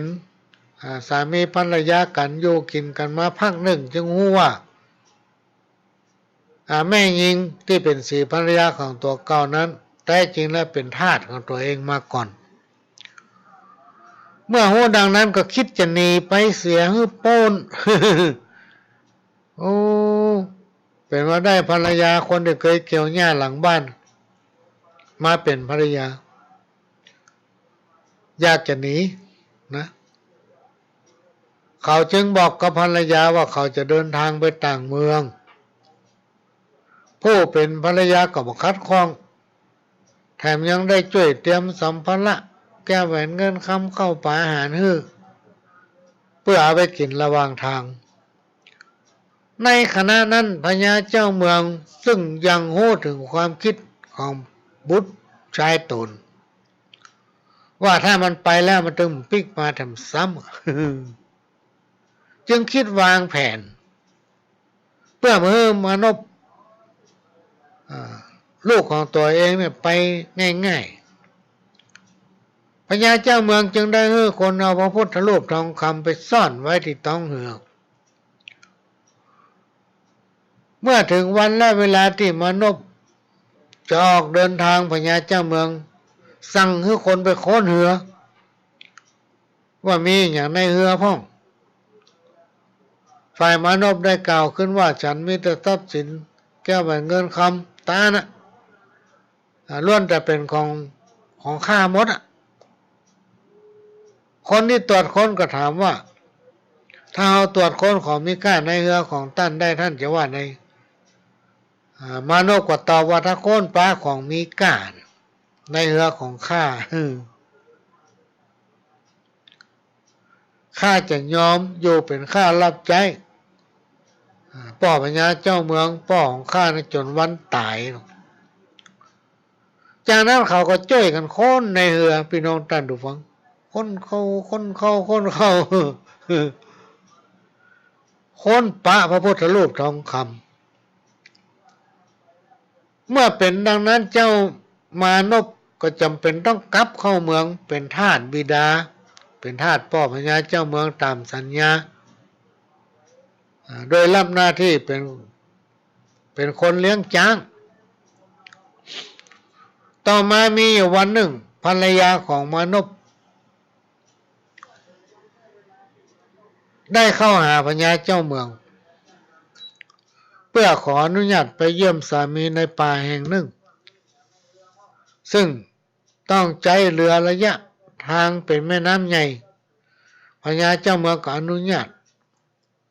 พร้อมกับสั่งให้ข้าทาสบริวารติดตามไปนอกจากนี้ยังมีเสนาคนสนิทติดตามไปด้วย2 คนนะจากนั้นเรือได้แล่นไปเรื่อยๆจนมาถึงป่าแถบหนึ่งที่มานพบุตรของพญาเจ้าเมืองกำลังโค้นหาช้างที่หลงป่าหายไปเมื่อเรือแล่นมาคิดว่าใกล้ที่ถึงมานพเลี้ยงช้างก็จอดเรือเทียบใต้น้ำแห่งนั้นซึ่งก่อนที่จะออกเดินทางจากเมืองพญาเจ้าเมืองได้สั่งให้คนที่ไว้วางใจนะให้เอาพุทธรูปทองคำไปซ่อนไว้ในเรือแล้วเมื่อเดินทางไปถึงที่อยู่ของมานพบุตรของตนก็นำพระพุทธรูปทองคำนั้นไปฝังไว้ที่กองทรายใกล้ๆการดังกล่าวเสนาถึง2 คนหูทิพตาทิพได้หูได้หันหมดตลอดเวลาในเวลานั้นคนของพญาเจ้าเมืองก็แอบนำพุทธรูปทองคำไปฝังไว้ที่กองทรายในเวลาต่อมาพญาเจ้าเมืองพร้อมกับเหล่าเสนามาตย์ก็ตั้งขบวนพี่น้องท่านผู้ฟังตั้งขบวนเรือแล่นติดตามมาเมื่อมาถึงก็จอดเรือเทียบยังขบวนเรือของนางผู้เป็นสีภรรยาของบุตรพร้อมกับเอิ้นเป่าบอกว่านางผู้เป็นสีภรรยาของบุตรชายได้ลักขโมยเอาพุทธรูปทองคำของตนมาฝ่ายนางก็ตอบว่าข้าเจ้าไม่ได้ลักขโมยข้าเจ้าไม่ได้ลักขโมย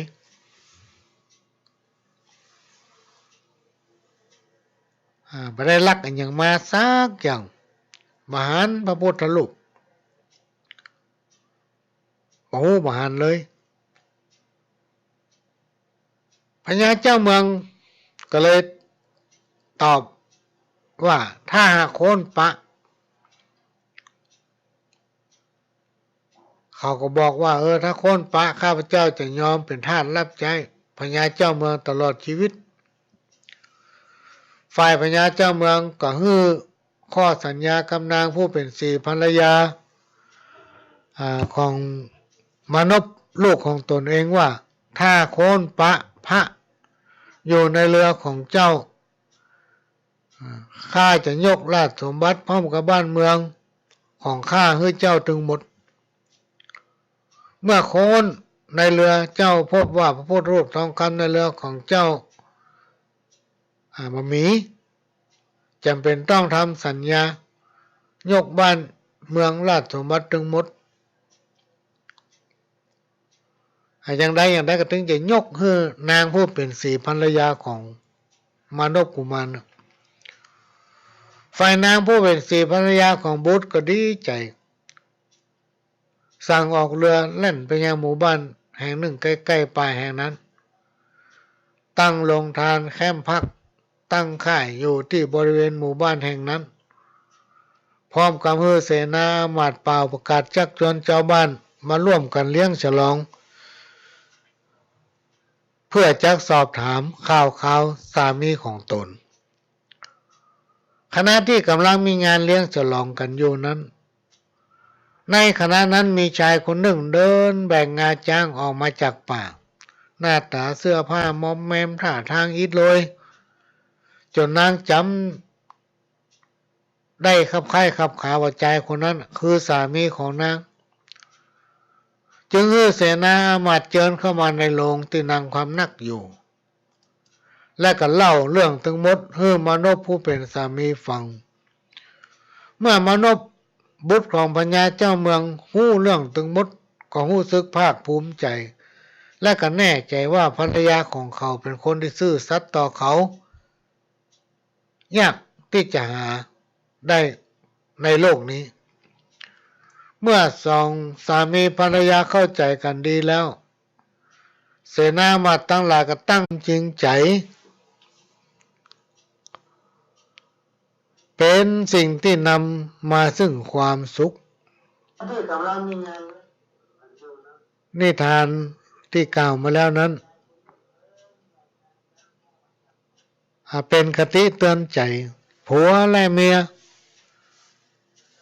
ต้องให้เกียรติซึ่งกันและกันเหมือนกรรมเก่าที่ว่าเมียมานับถือผัวมีแก้วแหวนเงินคำกล่องเต้าหัวก็บ่เหลือ ฝ่ายผัวถ้าบอกเคารพนับถือเมียมีแก้วแหวนเงินคำเต็มลำเหือก็บ่ค้างอันนี้กรรมโบราณที่คนเฒ่าคนแก่ปู่ย่าตายายเพิ่นกล่าวไว้กรรมโบราณบ่เก่าน้ำผึ้งว่าหวานแถมน้ำตาลน้ำมิ้นยังบ่เต้าอันกำคมมันหากหวานแต่ตึงบ่มีขมหวานกำคมมันหวานแต่ใบลงจิตลงใจบดีแต่บ่เหมือนดังอันหลงตางหลงเข้าป่าไม้ดงดอยหนามหนายังกลับมาหนทางเก่าได้ลงจิตลงใจยากจักปิกปอกได้คืนมาจิตใจของคนบ่มีไผยังตึกบ่เหมือนดังอันสมุทรสาคร อันนี้พี่น้องท่านผู้ฟังเป็นกรรมเก่าที่เพิ่นว่าไว้นะก็จะมาอู้ถึงเรื่องกิจกรรมในทางพุทธศาสนาพิธีในทางพระพุทธศาสนาบอกว่าจะเป็นงานมงคลงานอวมงคล ทุกงานพี่น้องท่านผู้ฟังที่มันเกี่ยวกับพระพุทธศาสนาของเราสิ่งแรกที่ถือที่ต้องปฏิบัติก็คือจัดเตรียมสถานที่และเครื่องสักการะที่เรามักจะหันอยู่ทุกงานมีอยู่3ประการคือธูปเทียนและดอกไม้ธูปนั้นสำหรับบูชาพระพุทธเจ้าใช้3 ดอกเป็นอย่างน้อยธูป3 ดอก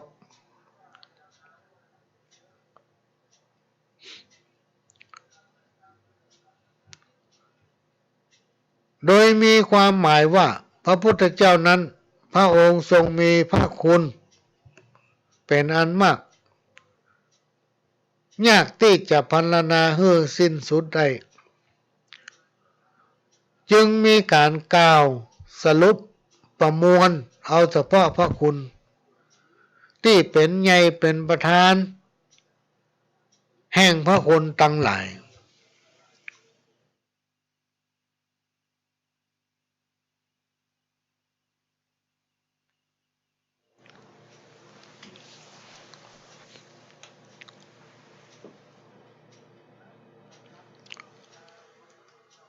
เอาเฉพาะพระคุณที่เป็นใหญ่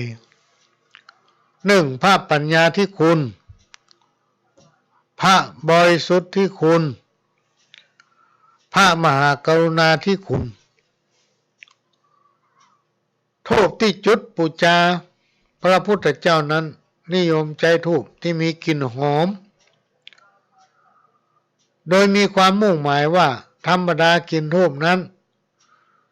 มักจะมีกลิ่นหอมที่น่าอัศจรรย์กว่ากลิ่นหอมอื่นๆเมื่อคนตั้งหลายได้มีโอกาสสูดดมกลิ่นแล้วทำให้กิเลสยุบตัวลงทำให้จิตใจสงบทำให้จิตใจสงบธรรมดาของธูปแม้ว่าธูปจะถูกไฟไหม้หมดแต่กลิ่นหอมของธูปนั้นยังหอมหวนอยู่ในบริเวณนั้นเป็นเวลาเมินกลัวกลิ่นมันจะหายพระมหากรุณาธิคุณพระคุณของพระพุทธเจ้านั้นเป็นที่ทราบซึ้งฝังแน่นอยู่ในจิตใจของคนทั้งหลายแม้แต่มหาโจรพี่น้องท่านผู้ฟังหรือคนที่มีจิตใจโหดเหี้ยมเป็นต้นว่าองคุลิมานนี่ระงับจากการกระทำความชั่วแล้วก็หันหน้าเข้ามาบวชบำเพ็ญตนจนมีดวงตาหันธรรมพระมหากรุณาธิคุณขององค์พระสัมมาสัมพุทธเจ้าปรากฏทราบซึ้งฝังแน่นอยู่ในจิตใจของศรัทธาพุทธศาสนิกชนทั้งหลายตลอดมา 2,000 กว่าปีละ 2,500 ละพี่น้องท่านผู้ฟังกว่าปีมันบ่เชื่อมมันบ่จางถ้าคนใดนำปฏิบัตินำออกมาเป็นข้อคิด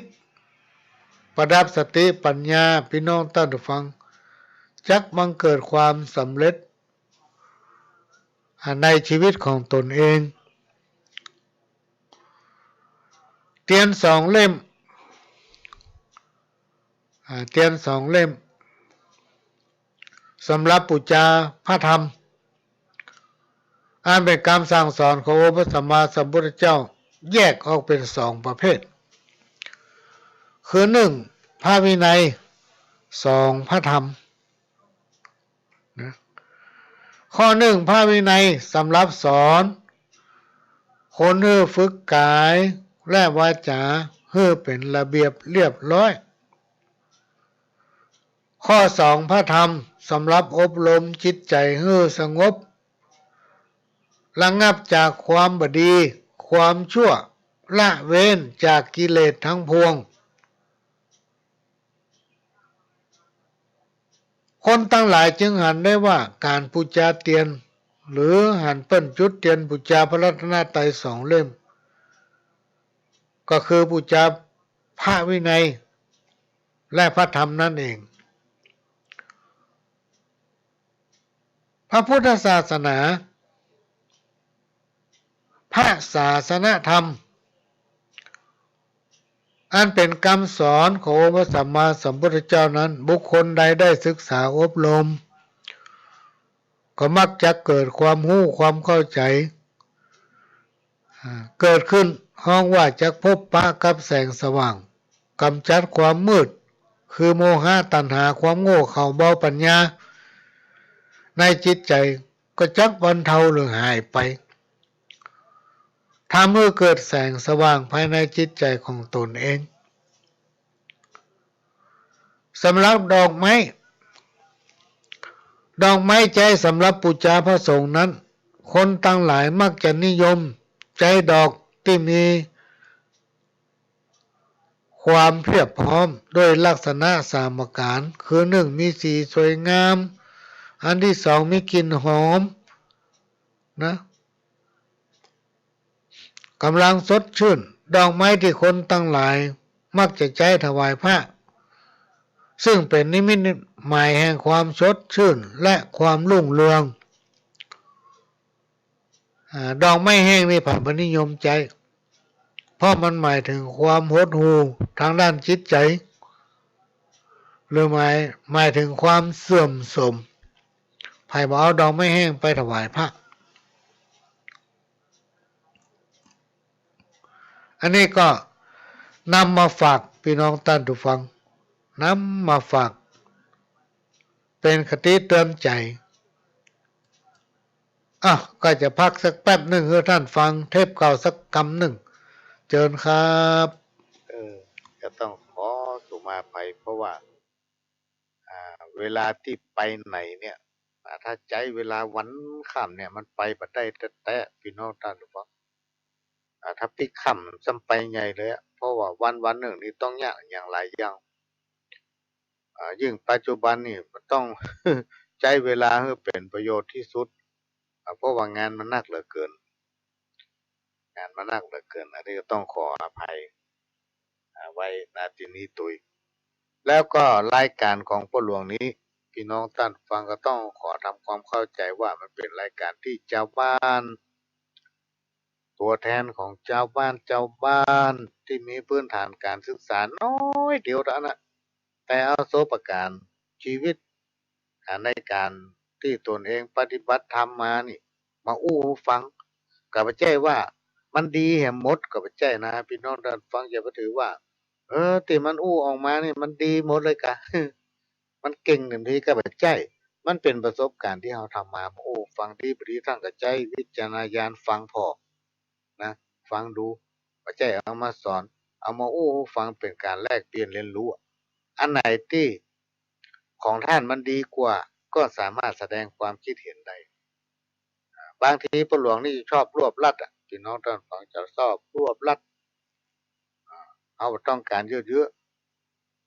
ๆแต่ว่าถ้าอู้เป็นมวยนี่เป็นมวยนี่ก็ระวังมัดไว้ดีเอาชอบนอก เอาต้องการเยอะๆก็มันเป็นประสบการณ์อย่างหนึ่งเอามาแลกเปลี่ยนเรียนรู้ก็เป็นรายการที่อู้เป็นเจ้าบ้านถ้าอู้เป็นละอ่อนก็เป็นขโยมได้รับสันทานุมัติจากครูบาอาจารย์หลวงพ่อเพิ่นบอกว่ามันอู้พอเขาท่าเฮ้ยก็มันอู้ไปเป็นการฆ่าเวลา และที่รายการมันนี่เพราะอย่างพี่น้องท่านผู้ฟังต้องการทางสถานีเจ้าหน้าที่เพิ่นได้พักห้องปล่อยเวลาพ่อหลวงไปการจัดรายการเนี่ยมันใช่ว่าจัดได้ง่ายๆพี่น้องท่านผู้ฟังแม้นว่าพ่อหลวงนี่จะเป็นคนบ้านธรรมดามานั่งอู้ในรายการเนี่ยเขาก็พอจะฮู้ว่าอันไหนดีอันไหนบ่ดีการจัดรายการนี้เปิ้นไปว่าคนนั้นไปว่าคนนี้บ่ดีอ้างเอานั่นอ้างเอานี้มันเป็นการอวดอุตริก็ดีมันจะทำให้สถานีเสียหายก็ดียิ่งไปเสียดสีคนนั้นคนนี้เนี่ยบ่ได้เด็ดขาดเลย ราะฉะนั้นที่เปิ้นฮื้อเวลาปหลวงนั่งเนี่ยถึงแม้นว่าพี่น้องท่านผู้ฟังฟังแล้วมันบ่ได้สาระแต่มันก็เป็นประโยชน์กับเวลาพี่น้องท่านฟังเพราะว่าเวลาที่ปหลวงนั่งอู้ในรายการบ่ว่าจะกี่ชั่วโมงก็แล้วแต่มันได้ไปเสียดสีคนนั้นคนนี้หรือว่าหยังไปจะอู้ไปตรงๆซื่อๆกลางๆเนี่ยมันก็ดูเจ้าคนหนึ่งเพราะว่าปหลวงนี่ใหญ่น้อยมาก็วัดนะที่อู้อย่างนี้อู้มาหลายเตื้อก็จะเป็นอู้ซ้ำๆเพื่อคนฟังมันมีหลายประเภทบางทีก็กำลังฟังตะวาเนี่ยเปิดปะตะวาเนี่ยบางผู้บางท่านก็เปิดปะวันนี้มาฟังวันนี้ อย่างคนที่เปิ้นส่งไลน์มาจากต่างประเทศเนี่ยเนี่ยยังหมูว่าจากประเทศไหนเนี่ยหนูอยู่ต่างประเทศอ๋ออันนี้อยู่ประเทศอู้ถึงว่าไทยในอังกฤษอยู่ในอังกฤษอ่าอยู่ในอังกฤษกำลังฟังแต่ว่าวันเมื่อ2 วันที่ผ่านมานี่เพิ่นก็ส่งมาเรื่อยๆว่าโอ้มันน่าเชื่อว่าจะมีรายการนี้แล้วก็เขาฮับตัวแล้วก็ฟังม่วนด้วยเปิ้นเป็นคนทางภาคเหนือเหมือนกันอย่างเงี้ยอยู่ตั้งแป้ตั้งลำปางเนี่ยแล้วไปอยู่เมืองนอกวันอย่างกรุงเทพเนี่ยพี่น้องท่านผู้ฟังห้อยไปคิดว่าเอ๊ะไปอู้กับเมืองกรุงเทพไปอู้เรื่องก็ลองไปกรุงเทพนะอันนี้อู้เรื่องส่วนตัว ไปกรุงเทพนี่ซ้อกินข้าวนึ่งเนอะพี่น้องท่านผู้ฟังจะจำกำปะอุ้ยไม่อุ้ยพี่ป้อยแม่ครูบาอาจารย์เพิ่นเบาโอ้ข้าวนี่เป็นยาว่ะขนาดเอกแท้ๆเป็นยาทิพย์เป็นยาประเสริฐถ้าคนไหนกินข้าวเนี่ยมันอยู่ได้ แล้วอุปนิสัยของพ่อหลวงนี่ตั้งแต่อยู่วัดมาจนถึงปัจจุบันให้กินข้าวนึ่งแม่นว่าหมอเพิ่นเนี่ยห้ามไปนอนโรงพยาบาลได้3 คืนกูเตื้อก็กินข้าวเจ้านะตามที่หมอเฮือข้าวต้มข้าวหยังถ้าหมอเผลอให้ลักกินข้าวนึ่งวันหนึ่งหมอไปปะเข้าใจอันนี้ถือว่าหมอมาหันเนยโลวันพุกบัดได้แล้วเนยมื้อเขากินข้าวนึ่งคนแต่ก่อนเพิ่นบอกว่าถ้าคนไหนกินข้าวนึ่งเนี่ยพี่น้องตารู้ป่ะบ้าแข็งแห้งตั้งเนี่ยมีพละกำลังเนี่ยการก็ไม่หิวมันเลยมันอิ่มแน่น แต่หมูฮู้มันไปเป็นอย่างไรไม่ได้นี่เปิ้นบ่เคยกินนะฮะว่าสารมันหนักนิโคตินมันสูงนะอันนี้เป็นนั่นนี่เออมันเฮาก็ชอบฟังเนี่ยเวลาเจ็บเป็นหยังบ่ล่ำไปหาหมอนะประเด็นนี้พลิกเป็นหวัดเท่านั้นเนี่ยพอเฮาบ่ล่ำไปหาหมอตึ้มไปกันไปเออเพื่อมานัดหมอมานัดขอนัดพ่อหลวงวันนั้นวันนี้เอาเวลาว่างว่าเจ้าจะอยู่วันค่ำนี่หรอกเฮาก็บ่ได้ไปแถมเนี่ยแล้วสมัยเมื่อเราเป็นละอ่อนพี่น้องท่านผู้ฟังลองย้อนนึกไปโลดโอ้ยแม่อุ้ยนี่เพิ่นอยู่ฮู้พ่อน้อยพ่อหนานี่เพิ่นอยู่ฮู้เฮาถึงไปหาหมอสักเตื้ออย่ามาถามหากำแล้วมันก็แล้วมันเหมินบ่ฮู้กี่ปีบ้านเฮาถึงจะมีคนเจ็บคนเป็นอ่อนแอนักๆอยู่สักคนแล้วบัดเดี๋ยวเนี่ยพี่น้องท่านผู้ฟังลองพอดอกกำวันจันทร์กับวันอังคารกำอันกับวันพฤหัสเมารถเป็นลำอย่างพี่น้องท่านผู้ฟังพากันไปหาหมอเออ เนี่ยอย่างตำบลที่บัวหลวงอยู่เนี่ยถ้าวันจันทร์วันอังคารวันพฤหัสเอาลองไปพอดอกเข้าหาโรงพยาบาลอ่าส่งเสริมสุขภาพบ่ได้ล่ะคนมันนักเต็มมันน่ะยังปล่อยหลวงป้านไปหาหมอถ้าเป็นคนแต่ก่อนเพิ่นว่าจั่งใดไปเซาะหามันเนี่ยเพิ่นยังบอกว่าถ้าเฮาบ่เจ็บเป็นหยังบ่ดีไปถามเมื่ออาถ้าเฮาเป็นหยังบ่ดีไปหาหมอต่อยเออไปเซาะหามันเนี่ย บ่เจ็บเป็นหยังอยู่ดีสบายไปปึ๊ดหาตำหามันก็บอกมันส่งข้อก็สะเตาะเคาะนั่นเป็นนี่จนนั้นจนนี้ได้เซาะหามันแหละเป็นถ้าเฮาไปเปิดคอร์สหาจักเก็บคนสมัยก่อนนี่มันให้มันดีเพิ่มจะไปหาหมอจนหมอสาธารณสุขจนหมออนามัยเปิ้นฮ้องว่าหมอศาลาอนามัยนี่น่ะได้หิ้วกระเป๋าไปเอี่ยวหาเจ้าบ้านโดดสมัยก่อนเนี่ยหิ้วกระเป๋าไปตามบ้านโดดพี่น้องท่านผู้ฟัง เออสวัสดีเจ้าคุณแม่สวัสดีครับคุณพ่อสบายดีกะจะวัดความดันก่ออย่าวังนี้เป็นอย่างพ้องเจ็บเข้ามาหัวมีก้อยดีบดีก็เอายาน่ะไปแจกยาที่ดมแล้วมันบ่เมาหัวน่ะเพิ่นฮ้องว่ายาหยังน่ะไล่แจกคนเฒ่าสมัยเมื่อประหลวงเป็นละอ่อนเป็นอย่างนั้นหมอนี่ถ้านั่งอยู่สถานีอนามัยน่ะเพิ่นฮ้องสุขศาลาเออ ถ้านั่งอยู่นั่นน่ะหลับอย่างเดียวน่ะมันมีไผไปหาป้อมให้มันดีไผตึงไปหา ไปเปิดก่อนนะแต่เก็บหมอทุกได้ติ้วกระเป๋าเยี่ยวตามบ้านแต่ว่าเดี๋ยวนี้หมอไม่ได้ไปไหนละเจ้าบ้านเหมารถกันไปหาเบิดกับไปตรวจเบาหวานเบิดกับไปตรวจความดันเบิดกับไปตรวจสุขภาพเบิดกับไปนั่นนั่นนี่ถ้าเป็นคนตะกอนเบิดบอกเสาะหา เปิดก่อนนะแต่เก็บ พอหลวงก็เลยกลายเป็นคนมาเก่าถืออาการมีป่วยแม่กามผูไว้แม่โอ้ยอยากอันใดเฮ้อกินครูบาอาจารย์เพิ่นนึงบอกหรอกถ้าอยากอันหยังก็เฮ้อกินอันนั้นเพิ่นว่านะธาตุมันต้องการเนาะ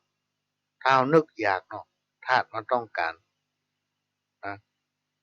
ลาบประหลวงซ้ำเป็นคนมาเหมือนเปิ้น อันอื่นๆเขาก็บ่อยากเขาอยากกินน้ำพริกครั้งหนึงเนี่ย เจือแต่ไม่เกี่ยวกับอายุกันอยู่ได้หมดและชอบเนี่ยคนเดียวชอบเนี่ยคนเดียวพี่น้องดันฟังถ้าคนอื่นเนี่ยเขากินบะลำเท้าเนี่ยคนเดียวเขากินลำ และกินได้วันครับเท้าเนี่ยเขาก็จะแบ่งสามละนี่กินมาเจ้านี้อันนี้กินมาตอนบืดอันนี้กินมาแรงบืดเนี่ย แล้วมันล่ำไปกินข้าวบ้านไผ่เนอะร้านอาหารกำไปก็ถ้ามาเจิญไปถ้าประจำเป็นแต่นี่จำไปเลยล่ามาช่วงระยะปัจจุบันนี่อายุมันเริ่มละ เริ่มเริ่มเริ่มน้อยไปหรือว่า นักไป ก็เลย มานึกถึงครูบาอาจารย์ที่เพิ่นบอกว่าเฮาจะได้เวลาหลับช่วงที่เพิ่นเป็นนักๆพี่น้องท่านบอกเฮาจะได้เวลาพักผ่อนว่ะ ดึกดึงกลางคืนต้องตะลอนวันหนึ่งสองสามตี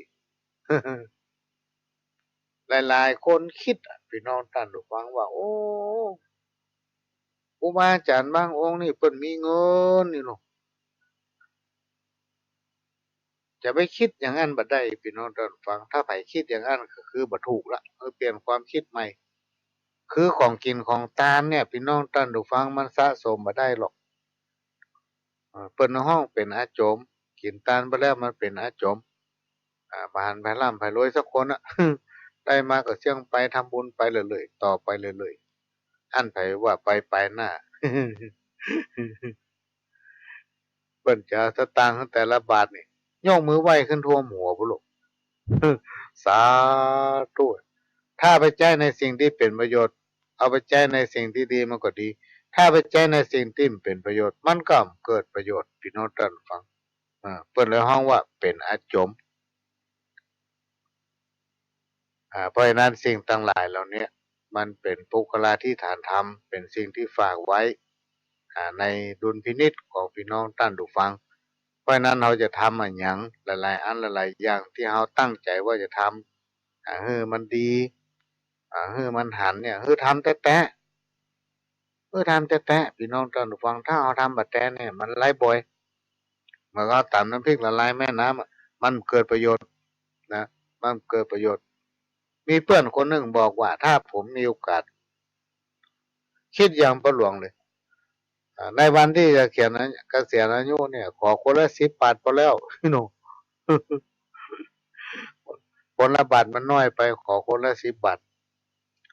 ตั้งใจไว้อย่างนั้นเพื่อนก็บอกเงี้ยพี่น้องท่านฟังว่าเดี๋ยวถ้าผมในเวลาเนี่ยผมไปเจอพรรคพวกที่ไหนผมขอคนละ10 บาทพอละหรือไม่แน่อาจขอคนละบาทแล้วผมจะเตียวเดินไปทั่วประเทศเลยเพิ่นบอกว่าประเทศเขาเนี่ยมีกี่ล้านคนถ้าป้าไผ่ถ้าเขาจ้างอู้จ้างจ่าพี่น้องท่านฟังผมขอสตางค์คุณสัก10 บาทนะครับเดี๋ยวไปทำประโยชน์ทางนั้นนี่เขาต้องคือ คนไทยเป็นแรงน้ำใจอันไผ่ไปปั่นกันมาเมืองไทยประเด็นนี้เจ้าต่างประเทศเพราะจะคืนเมืองไทยแล้วนะพี่น้องท่านฟังนับได้นับเผลอไปได้นะ ประกาศแรกมันจะยืดวัดคนเพิ่นละ พอไม่พอวัดตามรอบนอกเที่ยวประตกใจโอ้ตุพาดหลายขนาดโลกบ้านเฮาเนี่ยมันใจบ้านเฮาสักโตหน่อยโลกแล้วเป็นลูกที่ไหนไปอยู่ลูกบ้านใต้บ้านเหนือมาก็ไม่ใช่โลกเมืองนอกว่ะ โอ้บางวัดใหญ่แต่ใหญ่ว่า เป็นพระสงฆ์เน้นมาจากเมืองนอกมาอยู่โมดอันนี้ไม่ใช่ว่าเปิ้นบดีนะพี่น้องท่านฟังเปิ้นดีเหมือนกันทุกคนนะแต่ว่าคนไทยเราเนี่ยก็ชอบเข้าไปวัดก็ชอบไปอยู่วัดเหินห่างจากวัดเมื่อเหินห่างจากวัดพี่น้องท่านฟังสมัยโบราณเปิ้นนึกว่าไว้บ้านวัดโรงเรียนบวรสามสิ่งเนี่ยจะเปิ้งป้าอาศัยกันแล้วก็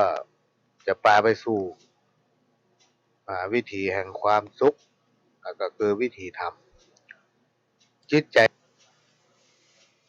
ขณะนี้พี่น้องท่านผู้ฟังก็กำลังรับฟังรายการสาระสปะจากทางสถานีวิทยุกระจายเสียงพระพุทธศาสนาแห่งชาติและสังคมขึ้นเพื่อการศึกษาพระพุทธศาสนาและวัฒนธรรม FM 104.50 เมกะเฮิรตซ์จากวัดไฟหินวัดไฟหินตั้งอยู่ตำบลสุเทพอำเภอเมืองจังหวัดเชียงใหม่หลังมช.พี่น้องท่านผู้ฟังและก็ได้รับการอนุเคราะห์เมตตาจากท่านผู้อำนวยการสถานีวิทยุพัฒนาคุณภาพชีวิต FM 92.25 วัดหลวงป่าแดงมหาวิหารและก็ลิงก์สัญญาณไปที่สถานีวิทยุ FM 98.75 คลื่นธรรมะของชุมชนวัดห้วยตองซักตำบลขวางเปาอำเภอจอมทองจังหวัดเชียงใหม่สถานีวิทยุมนต์เสียงธรรม FM 106.25 วัดบุพารามอำเภอแม่แจ่มจังหวัดเชียงใหม่พี่น้องท่านผู้ฟังสามารถรับฟังรายการนี้ตั้งแต่เวลาบ่ายโมงไปจนถึงบ่าย3 โมงพร้อมกันถึง 4-5 สถานีเป็นประจำทุกวันอาทิตย์ตั้งแต่เวลาบ่ายโมงถึงบ่าย3 โมงพี่น้องท่านผู้ฟังท่านอยู่จังหวัดไหนก็สามารถฟังได้ฟังทางเฟซทางไลน์ฟังทางสถานีวิทยุฟังทางโทรศัพท์และก็สามารถฟังรายการย้อนหลังได้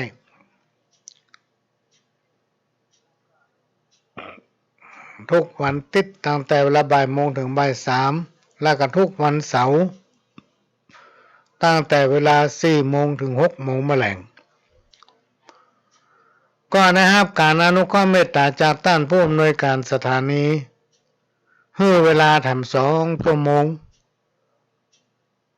ในคืนวันศุกร์ทุกวันศุกร์พี่น้องท่านผู้ฟังที่จริงเปิ้นเริ่มตั้งแต่ต้นเดือนละแต่ไม่สามารถที่เข้ามาดำเนินรายการได้เนื่องจากว่าสุขภาพ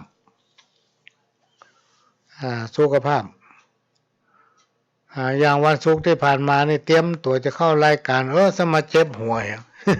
ไม่ได้เข้าสักคำก็รอทำจังหวะสักจังหวะหนึ่ง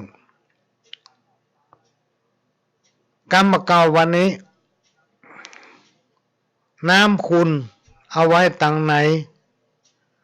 น้ำใสเอาไว้ตังนอกก็หมายถึงอารมณ์พี่น้องท่านผู้ฟังถ้าอารมณ์บดีห้องว่าอารมณ์ขุ่นถ้าเอาอู้จาอย่างไปมันจะม่วนมันจะบ่เข้าหูคนเก็บไว้เหี่ยบ่ต้องอู้น้ำใสนี่หมายถึงอารมณ์ดีเก็บน้ำขุ่นไว้ตังในแล้วเอาน้ำใสมาไว้ตังนอกแล้วความระทมขมขื่นเก็บไว้ในองค์ในใจพุ่นบ่ต้องออกมาเอาสิ่งที่ดีๆมาอู้กรรมเก่าทำกรรมหนึ่งเสียเงินเสียคำยังหิหาได้แต่ถ้าเสียน้ำใจจังหาที่ไหนมาหม้อถ้าเสียน้ำใจเนี่ยพี่น้องท่านผู้ฟังมันมีทางที่ปิกคืนมา มันถึงบ่ปิกคืนมาแน่นอนเพราะนั้นน้ำใจเนี่ยเป็นสิ่งที่หายากคนเราถ้ามีน้ำใจใส่กัน มีความจริงใจต่อกันนะสิ่งที่กล่าวมาเนี่ยมันหายากแทบจะเรียกได้ว่า1 ใน 100กรรมมาเก่าทำกรรม1 10 เหลี่ยม20 เหลี่ยมบ่เต้าเหลี่ยมใบแขม10 แหลม20 แหลมบ่เต้าแหลมใบเข้า10 เหล่า20 เหล่าบ่เต้าเหล่าเดียนเกียง10 เสียง20 เสียงบ่เต้าเสียงแมงว้าง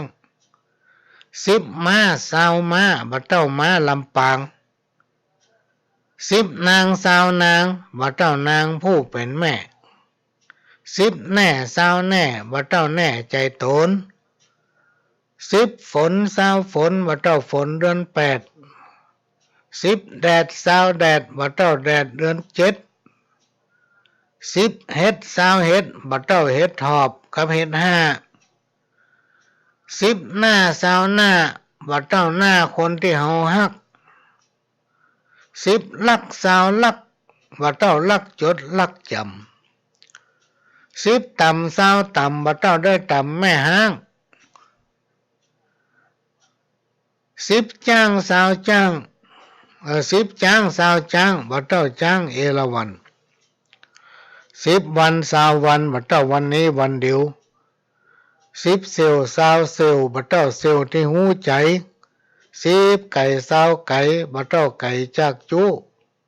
10 หู20 หูบ่เต้าหูของผู้ชำนาญ